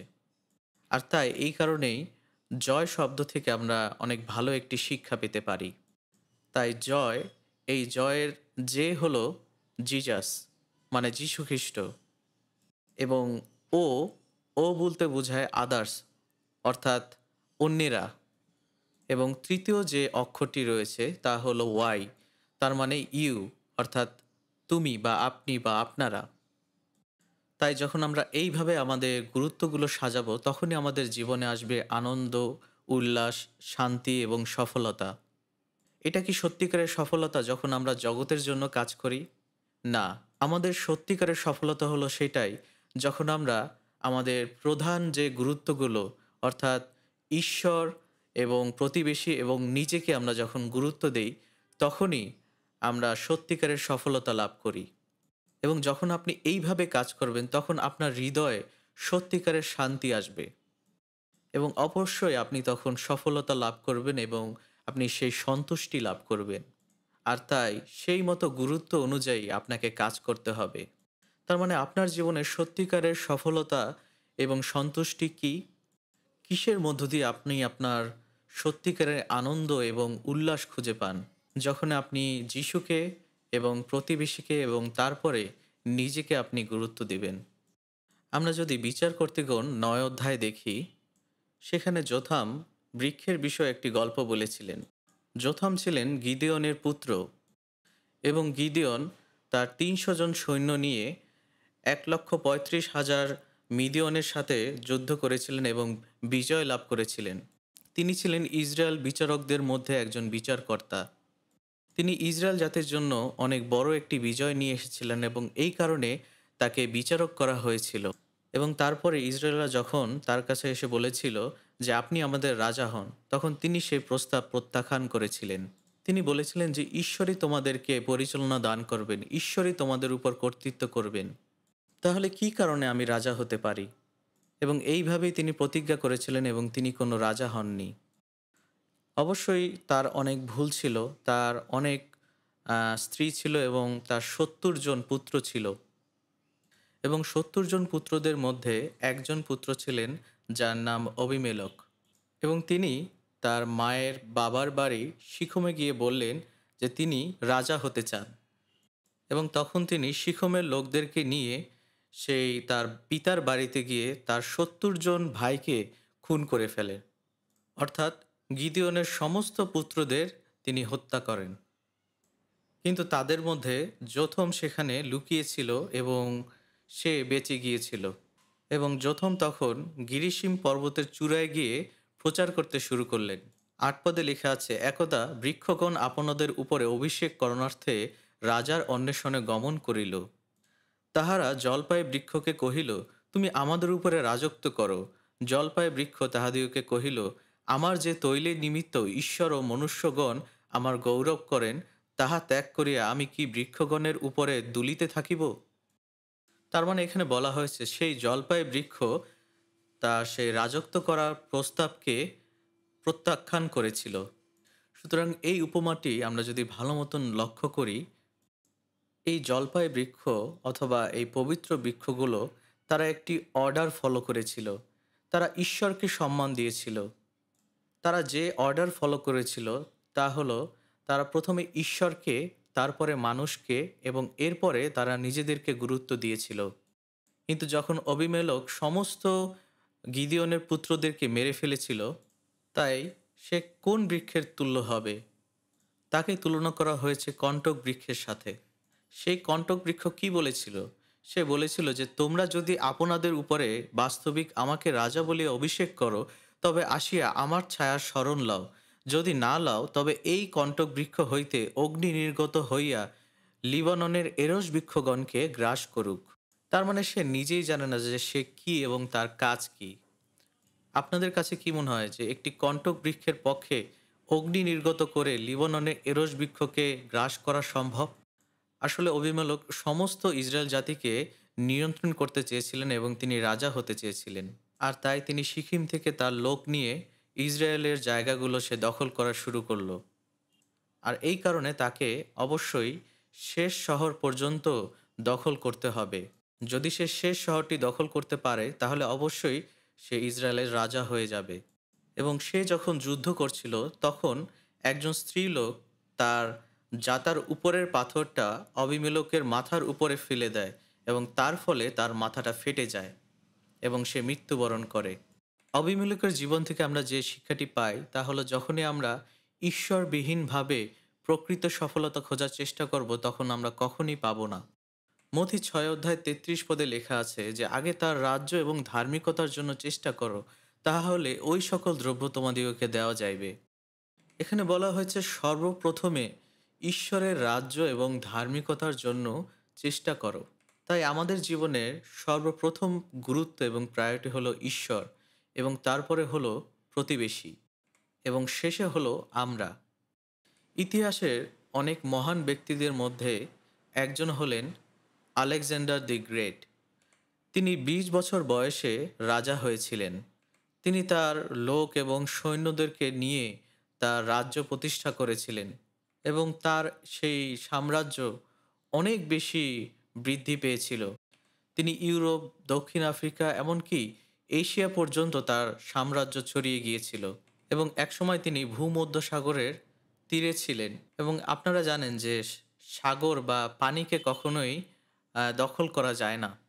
তিনি তখন তার লোকদেরকে বলছিলেন যে আমি এই দেশটা দখল করে নিয়েছি, এবং তখন তারা আসলে সমুদ্রের দিকে তাকিয়েছিল।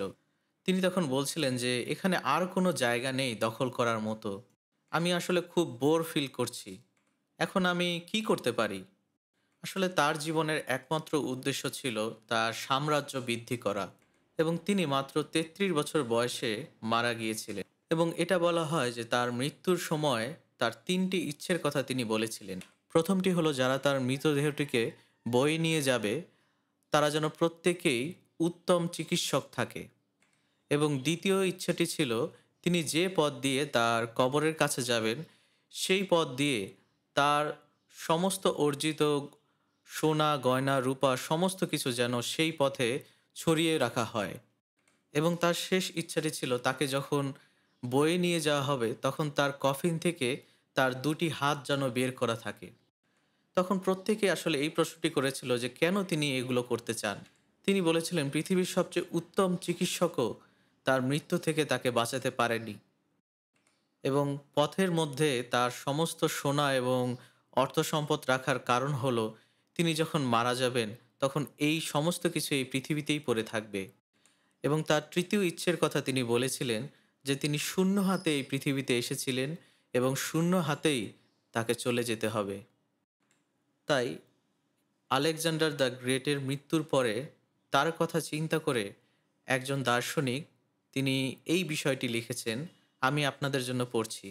তিনি লিখেছেন যে গতকালকেও এই সমস্ত পৃথিবীও তার জন্য যথেষ্ট ছিল না, কিন্তু আজকে এই পৃথিবীর ২ মুঠো মাটি তার জন্য অনেক যথেষ্ট।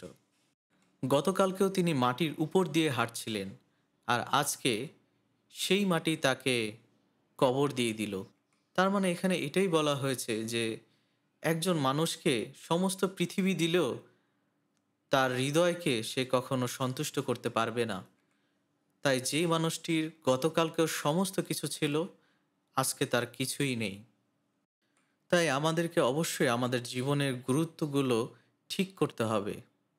আমরা যেন কখনো আমাদের অবস্থানের বাইরে গিয়ে না চলি, কারণ যদি আমরা সেই রকমভাবে চলি তাহলে ঈশ্বর কি করবেন? যদি আমরা আরেকটি বার যিশায় ২২ অধ্যায় দেখি, যিশায় ২২ অধ্যায় ১৭ পদ।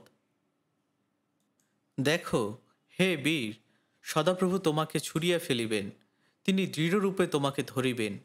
তিনি ভাটার ন্যায় তোমাকে নিশ্চয় ঘুরাইয়া প্রশস্ত দেশে নিক্ষেপ করিবেন। সেই স্থানে তুমি মরিবে এবং সেই স্থানে তোমার প্রতাপ রথ সকল থাকিবে। তুমি আপন প্রভুর কুল কলঙ্ক মাত্র।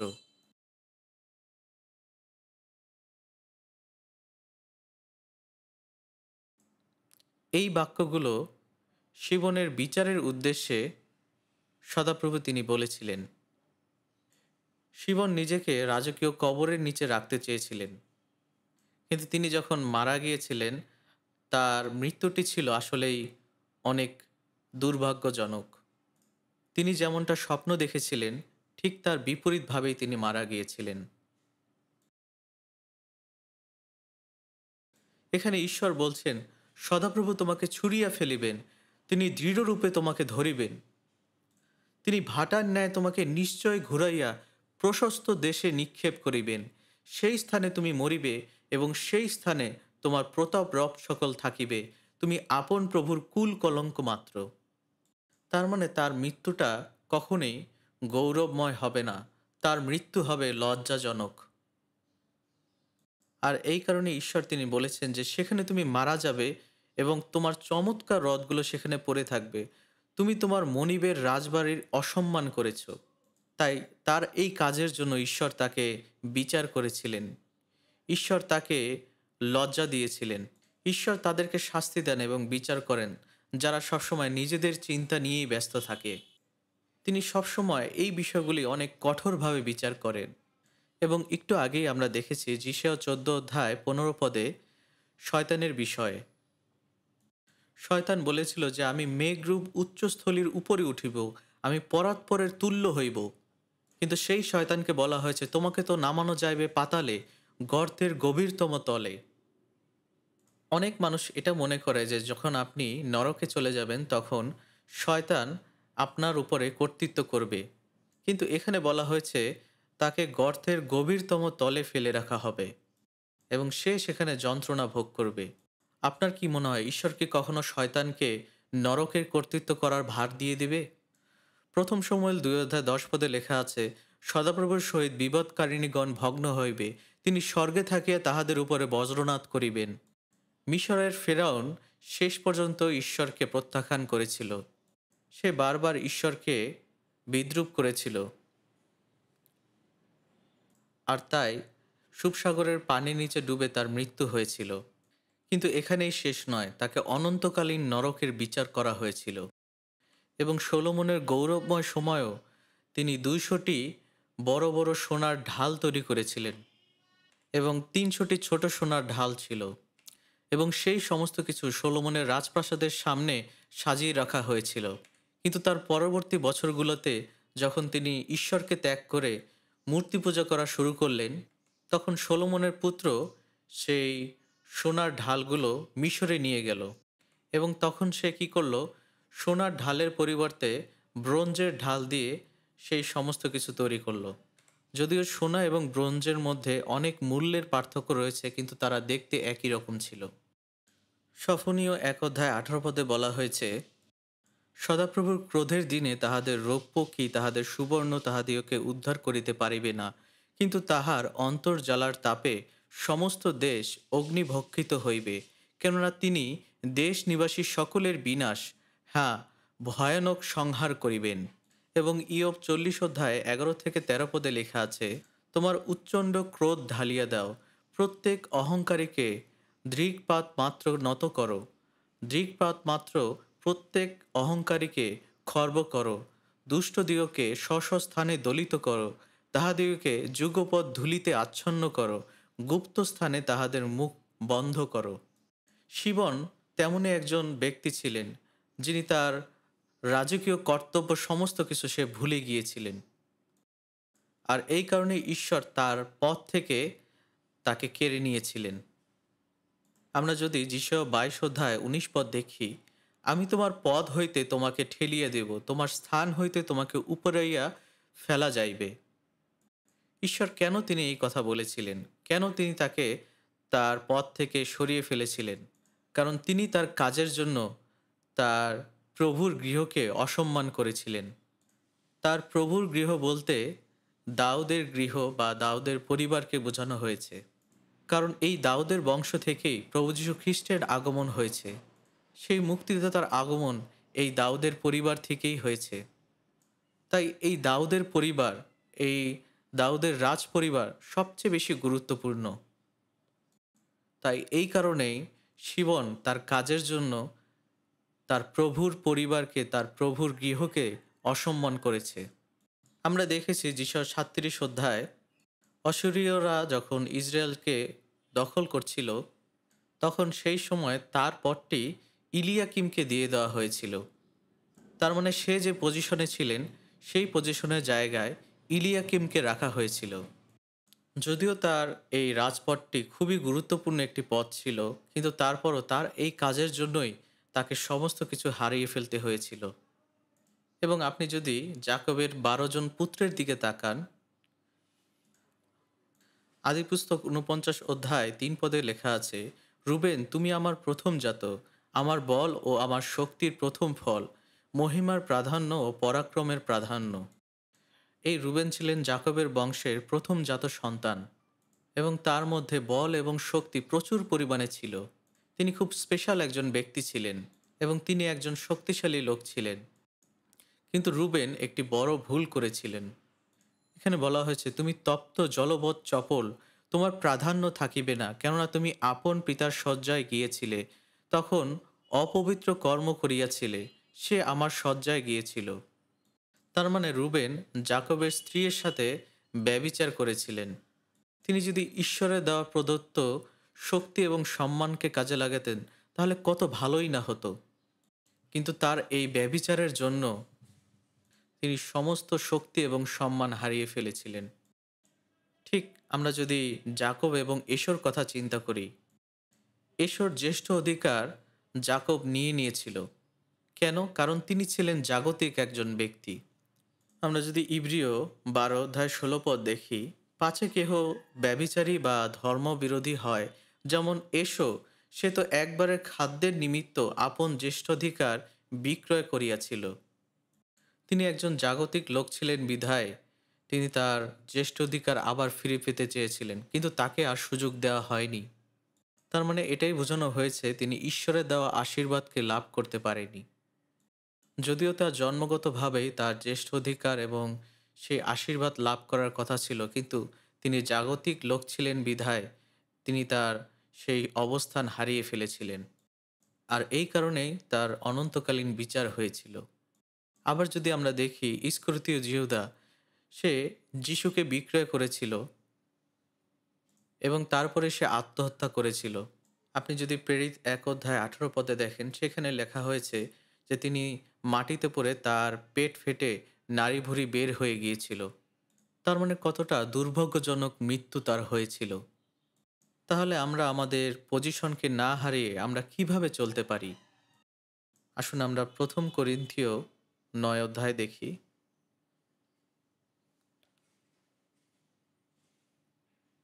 1 করিন্থীয় 9 অধ্যায় 24 পদ। তোমরা কি জানো না যে দৌড়ের স্থলে যাহারা দৌড়ায় তাহারা সকলে দৌড়ায়, কিন্তু কেবল একজন পুরস্কার পায়। তোমরা এই রূপে দৌড়াও যেন পুরস্কার পাও। আর যে কেহ মল্লযুদ্ধ করে সে সর্ববিষয় ইন্দ্রিয় দমন করে, তাহার ক্ষয়নীয় মুকুট পাইবার জন্য তাহা করে, কিন্তু আমরা অক্ষয় মুকুট পাইবার জন্য করি। অতএব আমি এই রূপে দৌড়াইতেছি যে বিনামূল্যে নয়, এই রূপে মুষ্টিযুদ্ধ করিতেছি যে শূন্যে আঘাত করিতেছি না, বরং আমার নিজ দেহকে প্রহার করিয়া দাসত্বে রাখিয়াছি, পাছে অন্য লোকদের কাছে প্রচার করিবার পরে আমি নিজে কোনো ক্রমে অগ্রাহ্য হইয়া পড়ি। এখানে প্রেরিত পৌল তিনি বলছেন যে তিনি হয়তোবা অগ্রাহ্য হয়ে যেতে পারেন। তিনি আসলে এখানে নরকের কথা বলছেন না, কারণ আত্মার পরিত্রাণ কখনো হারিয়ে যায় না। তিনি এখানে সেই অগ্রাহ্যের কথা বলা হয়েছে, সেটা হলো ঈশ্বরের কাজের জন্য তাকে ব্যবহার করা। আমরা ঈশ্বরের কাজে নিজেদেরকে ব্যবহৃত করার জন্য কি করতে পারি? এখন সেই উত্তরটি আমি আপনাদের বলবো। যখন কোনো দৌড় প্রতিযোগিতার আয়োজন করা হয়, তখন সেখানে যারা যোগ দেয় তারা প্রত্যেকেই দৌড়ায়, কিন্তু একজন শুধুমাত্র পুরস্কার পায়। এখন হয়তোবা আমরা ফার্স্ট, সেকেন্ড, থার্ড করি, কিন্তু হয়তোবা আগেকার সময় শুধুমাত্র একজনকে পুরস্কার দেওয়া হতো। অবশ্যই মণ্ডলীতে আমরা রয়েছে এবং আমাদের প্রত্যেকের অবস্থান রয়েছে, এবং আমাদের প্রত্যেকের কাজের ভিত্তিতে আমাদের পুরস্কৃত করা হবে। তাই আমরা যদি সবসময় ঈশ্বরের কাজের জন্য নিজেদেরকে ব্যবহৃত করতে চাই, তাহলে এই বিষয়গুলি আমাদের সবসময় লক্ষ্য রাখতে হবে। আমরা যেন সবসময় নিজেদের ইন্দ্রিয় দমন করতে পারি, এবং সেই পুরস্কার পাবার জন্য আমরা যেন সবসময় অনুশীলন করি। যারা দৌড় প্রতিযোগিতায় দৌড়ায় তারা সবসময় সেই দৌড় প্রতিযোগিতায় অংশগ্রহণ করার পূর্বে তারা অনুশীলন করে। তাই আমাদেরকেও সবসময় অনুশীলন করতে হবে, পরিশ্রম করতে হবে। এবং এখানে এটা বলা হয়েছে, আমি এই রূপে দৌড়াইতেছি যে বিনামূল্যে নয়, এই রূপে মুষ্টিযুদ্ধ করিতেছি যে শূন্যে আঘাত করিতেছি না। অর্থাৎ আপনার উদ্দেশ্য যদি পরিষ্কার থাকে, আপনার লক্ষ্য যদি পরিষ্কার থাকে এবং আপনার জীবনের উদ্দেশ্য যদি পরিষ্কার থাকে, তাহলে আপনি সবসময় সামনের দিকেই দৌড়াতে পারবেন।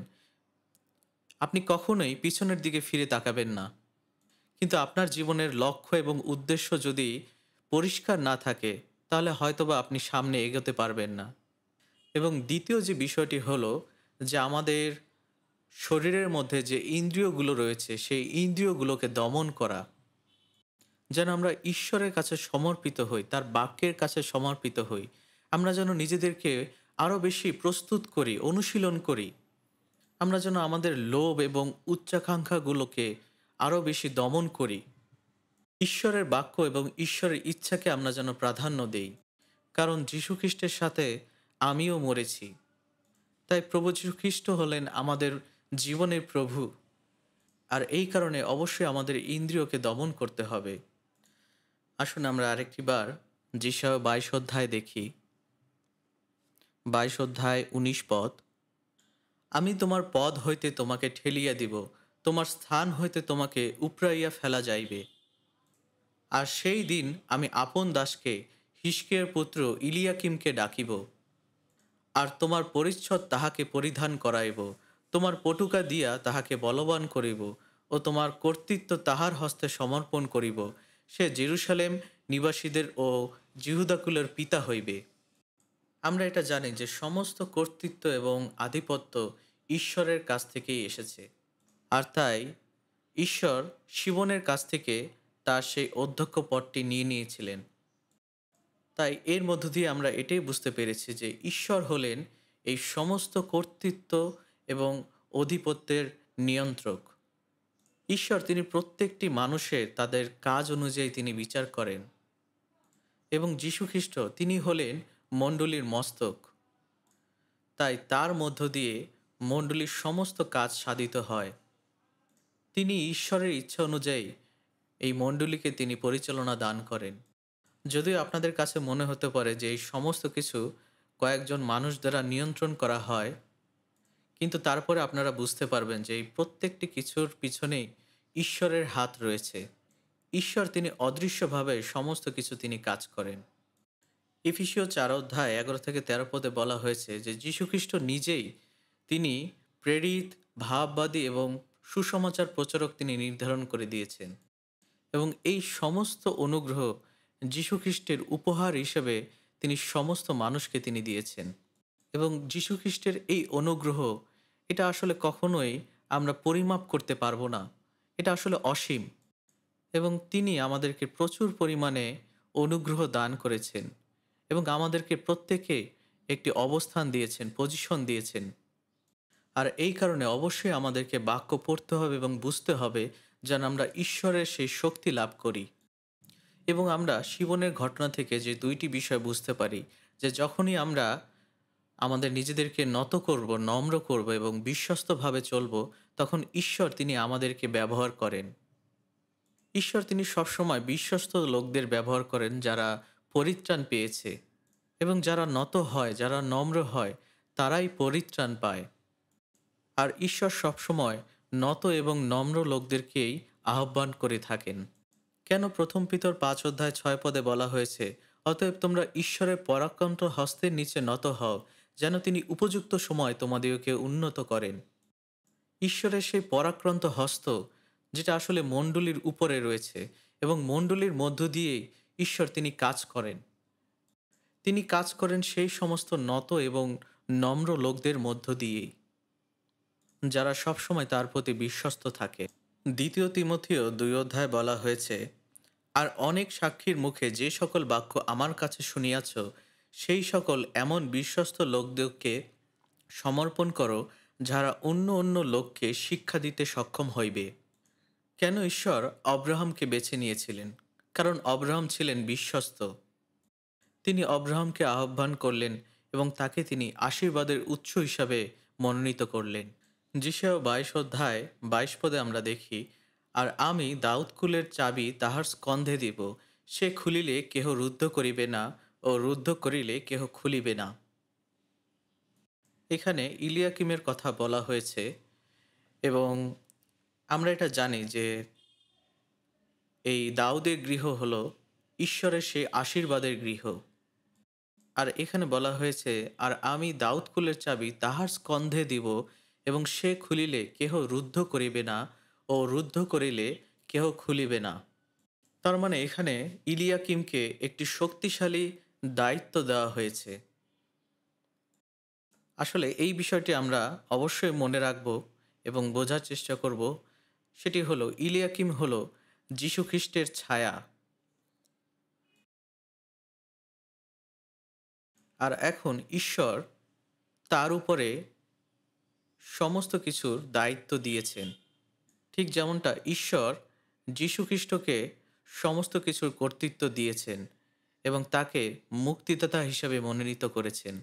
মথি ২৮ অধ্যায় ১৮ পদে লেখা আছে, তখন যীশু নিকটে আসিয়া তাহাদের সহিত কথা কহিলেন, বলিলেন, স্বর্গে ও পৃথিবীতে সমস্ত কর্তৃত্ব আমাকে দত্ত হইয়াছে।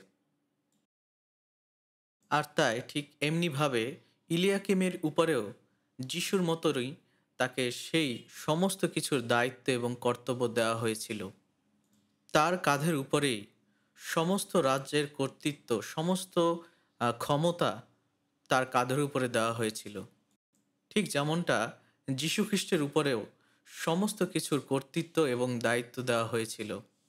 এমনকি মৃত্যুর কর্তৃত্ব, বিচারের কর্তৃত্ব, সমস্ত কিছুর কর্তৃত্ব তার কাঁধের উপরে ছিল। ঠিক যেমনটা ইলিয়াকিমের কাছে দাউদ কুলের সমস্ত পরিবারের চাবি তার কাঁধের উপরে দেওয়া হয়েছিল। কার কাছে এই সমস্ত জীবনের চাবি রয়েছে? যীশু খ্রিস্টের কাছে। ৩ অধ্যায় ৫ পদে লেখা আছে, কিন্তু আপনার দয়ানুসারে পুনর্জন্মের স্নান ও পবিত্র আত্মার নতুনীকরণ দ্বারা আমাদিগকে পরিত্রাণ করিলেন। তার মানে ঈশ্বরের দয়ার জন্যই এই পৃথিবীর সমস্ত মানুষ পরিত্রাণ পেয়েছে। যদি সেই দয়া তারা না পেত তাহলে কখনোই এই পরিত্রাণ সম্পন্ন হতো না। যদি আমরা প্রেরিত ১৬ অধ্যায় দেখি, লুডিয়া প্রেরিত পৌলের সারমন শুনছিল এবং সেখানে বলা আছে ঈশ্বর তার হৃদয় খুলে দিয়েছিলেন। আর ঠিক তখনই তিনি ঈশ্বরের বাক্য শুনে বুঝতে পেরে সেই সুসমাচার গ্রহণ করেছিলেন। এবং যেহেতু আমরা প্রত্যেকেই পরিত্রাণ পেয়েছি, তাই আমাদেরকেও সেই দয়ার এবং কর্তৃত্বের চাবি দেওয়া হয়েছে। দাউদ কুলের সেই চাবির মধ্য দিয়ে আমাদের হৃদয়কে খুলে দেওয়া হয়েছে। কেন? যেন আমরা প্রত্যেকেই পরিত্রাণ পাই। তাই অবশ্যই আমাদেরকে সেই চাবির জন্য ধন্যবাদ দিতে হবে। কারণ যীশুখ্রিস্ট তিনি সমস্ত কিছুর কর্তৃত্ব তিনি তুলে নিয়েছেন। তার কাছে যে শুধুমাত্র জীবনের চাবি রয়েছে তা নয়, তার কাছে রয়েছে বিচার এবং মৃত্যুর চাবিও। এই পৃথিবীর সমস্ত কিছুর কর্তৃত্ব তার কাঁধের উপরই দেওয়া হয়েছে। তাই আমরা অবশ্যই এটা কখনোই ভুলে যাব না যে যে চাবিটা সেই যিশুর কাছে দেওয়া হয়েছিল, সেই দাউদ কুলের চাবি, সেই চাবিটাই এখন মণ্ডলীর মধ্যে দেওয়া হয়েছে। এই চার্চ, এই মণ্ডলীর মধ্যেই সেই পাওয়ার, সেই অথরিটি, সেই শক্তি দেওয়া হয়েছে। যে শক্তি, যে ক্ষমতা যীশুখ্রিস্টের কাছে ছিল, সেই শক্তি এবং সেই ক্ষমতা আমাদের মণ্ডলীর কাছে দেওয়া হয়েছে। আপনি যদি মথি ১৬ অধ্যায় পড়েন, মথি ১৬ অধ্যায় ১৮ পদে ১৮ পদে বলা হয়েছে, আর আমি তোমাকে কহিতেছি, তুমি পিতর, আর এই পাথরের উপরে আমি আপন মণ্ডলী গাঁথিব, আর পাতলের পুরুদ্বার সকল তাহার বিপক্ষে প্রবল হইবে না। এবং ১৯ পদে লেখা আছে, আমি তোমাকে স্বর্গরাজ্যের চাবিগুলো দিব, আর তুমি পৃথিবীতে যা কিছু বদ্ধ করিবে তাহা স্বর্গে বদ্ধ হইবে, এবং পৃথিবীতে যাহা কিছু মুক্ত করিবে তাহা স্বর্গে মুক্ত হইবে। যীশুখ্রিস্ট তিনি তখন শিষ্যদের সাথে কথা বলছিলেন। তাহলে সেই শিষ্যরাই কি সেই স্বর্গের চাবি তাদের কাছে ছিল? এখানে মূলত মণ্ডলীর কথাই বলা হয়েছে। তার মানে আমরা যখন আমাদের মধ্য দিয়ে কারো কাছে সুসমাচার প্রচার করি এবং তাদের যখন হৃদয় খুলে যায়, তখন তারা যখন সুসমাচার গ্রহণ করে, তারা স্বর্গে যাওয়ার নিশ্চয়তা পায়। তাই বাইবেলের সুসমাচার প্রচারের মধ্য দিয়ে আমরা তাদের হৃদয়গুলো খুলতে পারি। আর যারা পরিত্রাণ পায়নি তারা তখন পরিত্রাণ পাবে। লুক ১১ অধ্যায় ৫২ পদে লেখা আছে, হ্যাঁ ব্যবস্থাবেত্তারা, ধিক তোমাদিগকে, কেননা তোমরা জ্ঞানের চাবি হরণ করিয়া লইয়াছ। আপনারা প্রবেশ করিলে না, এবং যাহারা প্রবেশ করিতেছিল তাহাদিগকেও বাধা দিলে। এই জ্ঞানের চাবি, এই পরিত্রাণের চাবি আপনার কাছে রয়েছে, এবং এই স্বর্গের চাবি মণ্ডলীর কাছে রয়েছে। তাই এই মণ্ডলীর প্রত্যেকেই যারা আমরা রয়েছি, আমাদের প্রত্যেকের কাছেই এই জ্ঞানের চাবি দেওয়া হয়েছে। তাহলে এই সময় আমাদেরকে কি করা উচিত? যিশু যেভাবে কাজ করেছিলেন ঠিক সেইভাবে আমাদেরকেও কাজ করতে হবে। তিনি ছিলেন একজন সম্পূর্ণভাবে অনুগত এবং বিশ্বস্ত সাক্ষী। যীশুখ্রিস্টের সেই জীবন আমরা পেয়েছি। পবিত্র আত্মা আমাদের মধ্যে আছে এবং তাকে আমাদেরকে অনুসরণ করতে হবে। আমাদেরকে সেই জ্ঞানের চাবি দেওয়া হয়েছে এবং আমাদেরকে অবশ্যই এর জন্য প্রস্তুতি নিতে হবে। প্রথম পিতর 3 অধ্যায় 15 পদে লেখা আছে, যে কেহ তোমাদের অন্তরস্থ প্রত্যাশার হেতু জিজ্ঞাসা করে তাহাকে উত্তর দিতে সর্বদা প্রস্তুত থাকো, কিন্তু মৃদুতা ও ভয় সহকারে উত্তর দিও, সৎ বিবেক রক্ষা করো। আমাদেরকে প্রত্যেকেই এই জ্ঞানের চাবি দেওয়া হয়েছে এবং আমরা প্রত্যেকেই যারা পরিত্রাণ পেয়েছি আমরা প্রত্যেকেই পবিত্র। আমরা জানি যারা পাস্টর এবং ইভাঞ্জেলিস্ট রয়েছে তারা প্রত্যেকেই তাদের কাজ করে যাচ্ছে। কিন্তু যদি ধরুন এমন একটি বিষয় হয় যে কেউ একজন খুব দ্রুতই মারা যাবে এবং পাস্টর বা ইভাঞ্জেলিস্ট সেখানে যেতে পারছে না, কিন্তু আপনি সেখানে আছেন, তাহলে আপনি যদি সেই ব্যক্তিকে কাউন্সেলিং না করতে পারেন, সেই ব্যক্তির পরিত্রাণ যদি নিশ্চিত না করতে পারেন, তাহলে সেই ব্যক্তির অবস্থা কি হবে? এই কারণে আমাদের প্রত্যেককেই প্রস্তুত থাকতে হবে। এবং যখন আমরা দাউদকুলের গৃহের কথা বলছিলাম এবং দাউদকুলের সেই চাবির কথা আমরা বলছিলাম, সদাপ্রভু সেই ইলিয়াকিমকে সমস্ত কিছুর কর্তৃত্ব দিয়েছিলেন। এই ইলিয়াকিম হলেন যীশু খ্রিস্টের ছায়া এবং সেই সাথে আমাদের এই চার্চের পবিত্র মণ্ডলীর ছায়া। আর যেহেতু আপনারা সবাই এই মণ্ডলীর সাথে যুক্ত রয়েছেন, তাই এখনই সময় এই জ্ঞানের চাবিকে কাজে লাগানো। কেন আজকে এই রিট্রিট সেন্টারে সমস্ত মানুষ একত্রিত হয়েছে? যেন সেই জ্ঞানের চাবিকে আমরা ব্যবহার করতে পারি। যদি আমরা যিশয় 22 অধ্যায় 23 এবং 24 পদ দেখি, যেমন লোকে দৃঢ় স্থানে গোজ বদ্ধ করে তেমনি তাহাকে বদ্ধ করিব, সে আপন পিতৃকুলের প্রতাপ সিংহাসন স্বরূপ হইবে, আর তাহার পিতৃকুলের সমস্ত গৌরব সন্তান সন্ততি ও পানপাত্র অবধি কূপা পর্যন্ত সমস্ত ক্ষুদ্র পাত্র ওই গোজে ঝুলানো যাইবে। তার মানে এই বাক্য থেকে আমরা বুঝতে পারছি যে সেই ইলিয়াকিমের প্রভাব কত বড়, আসলে মহান ছিল। কারণ ইলিয়াকিম ছিলেন যীশুখ্রিস্টের ছায়া। তার মানে এই থেকে আমরা বুঝতে পারি যে একজন পবিত্র ব্যক্তির মধ্য দিয়ে কতটা প্রভাব এবং প্রতিপত্তি স্থাপিত হয়। আপনি যখন দেয়ালে একটি পেরেককে অনেক দৃঢ়ভাবে গাঁথবেন, তখন আপনি সেখানে অনেক কিছু ঝুলিয়ে রাখতে পারবেন। আর তাই এখানে বলা হয়েছে, যেমন লোকে দৃঢ়স্থানে গোজবদ্ধ করে তেমনি তাহাকে বদ্ধ করিব, সে আপন পিতৃকুলের প্রতাপ সিংহাসন স্বরূপ হইবে, তাহার পিতৃকুলের সমস্ত গৌরব সন্তান সন্ততি ও পানপাত্র অবধি কূপা পর্যন্ত সমস্ত ক্ষুদ্র পাত্র ওই গোজে ঝুলানো যাইবে। তার মানে একটা সম্পূর্ণ মণ্ডলীকে উজ্জীবিত করার জন্য একজন মানুষই যথেষ্ট। একজন মানুষই যথেষ্ট একটা সম্পূর্ণ শহরকে, সম্পূর্ণ বিভাগকে, জেলাকে উজ্জীবিত করার জন্য। একজন মানুষই যথেষ্ট সম্পূর্ণ ইয়ুথ গ্রুপকে উজ্জীবিত করার জন্য। যখন একজন মানুষ উজ্জীবিত হয় তখন তার দেখাদেখি সমস্ত মানুষ উজ্জীবিত হতে শুরু করে। তাই আমাদেরকে অবশ্যই সেই পেরেকের মতো হতে হবে, যার মধ্য দিয়ে সমস্ত পরিবারকে আমরা ঝুলিয়ে রাখতে পারি।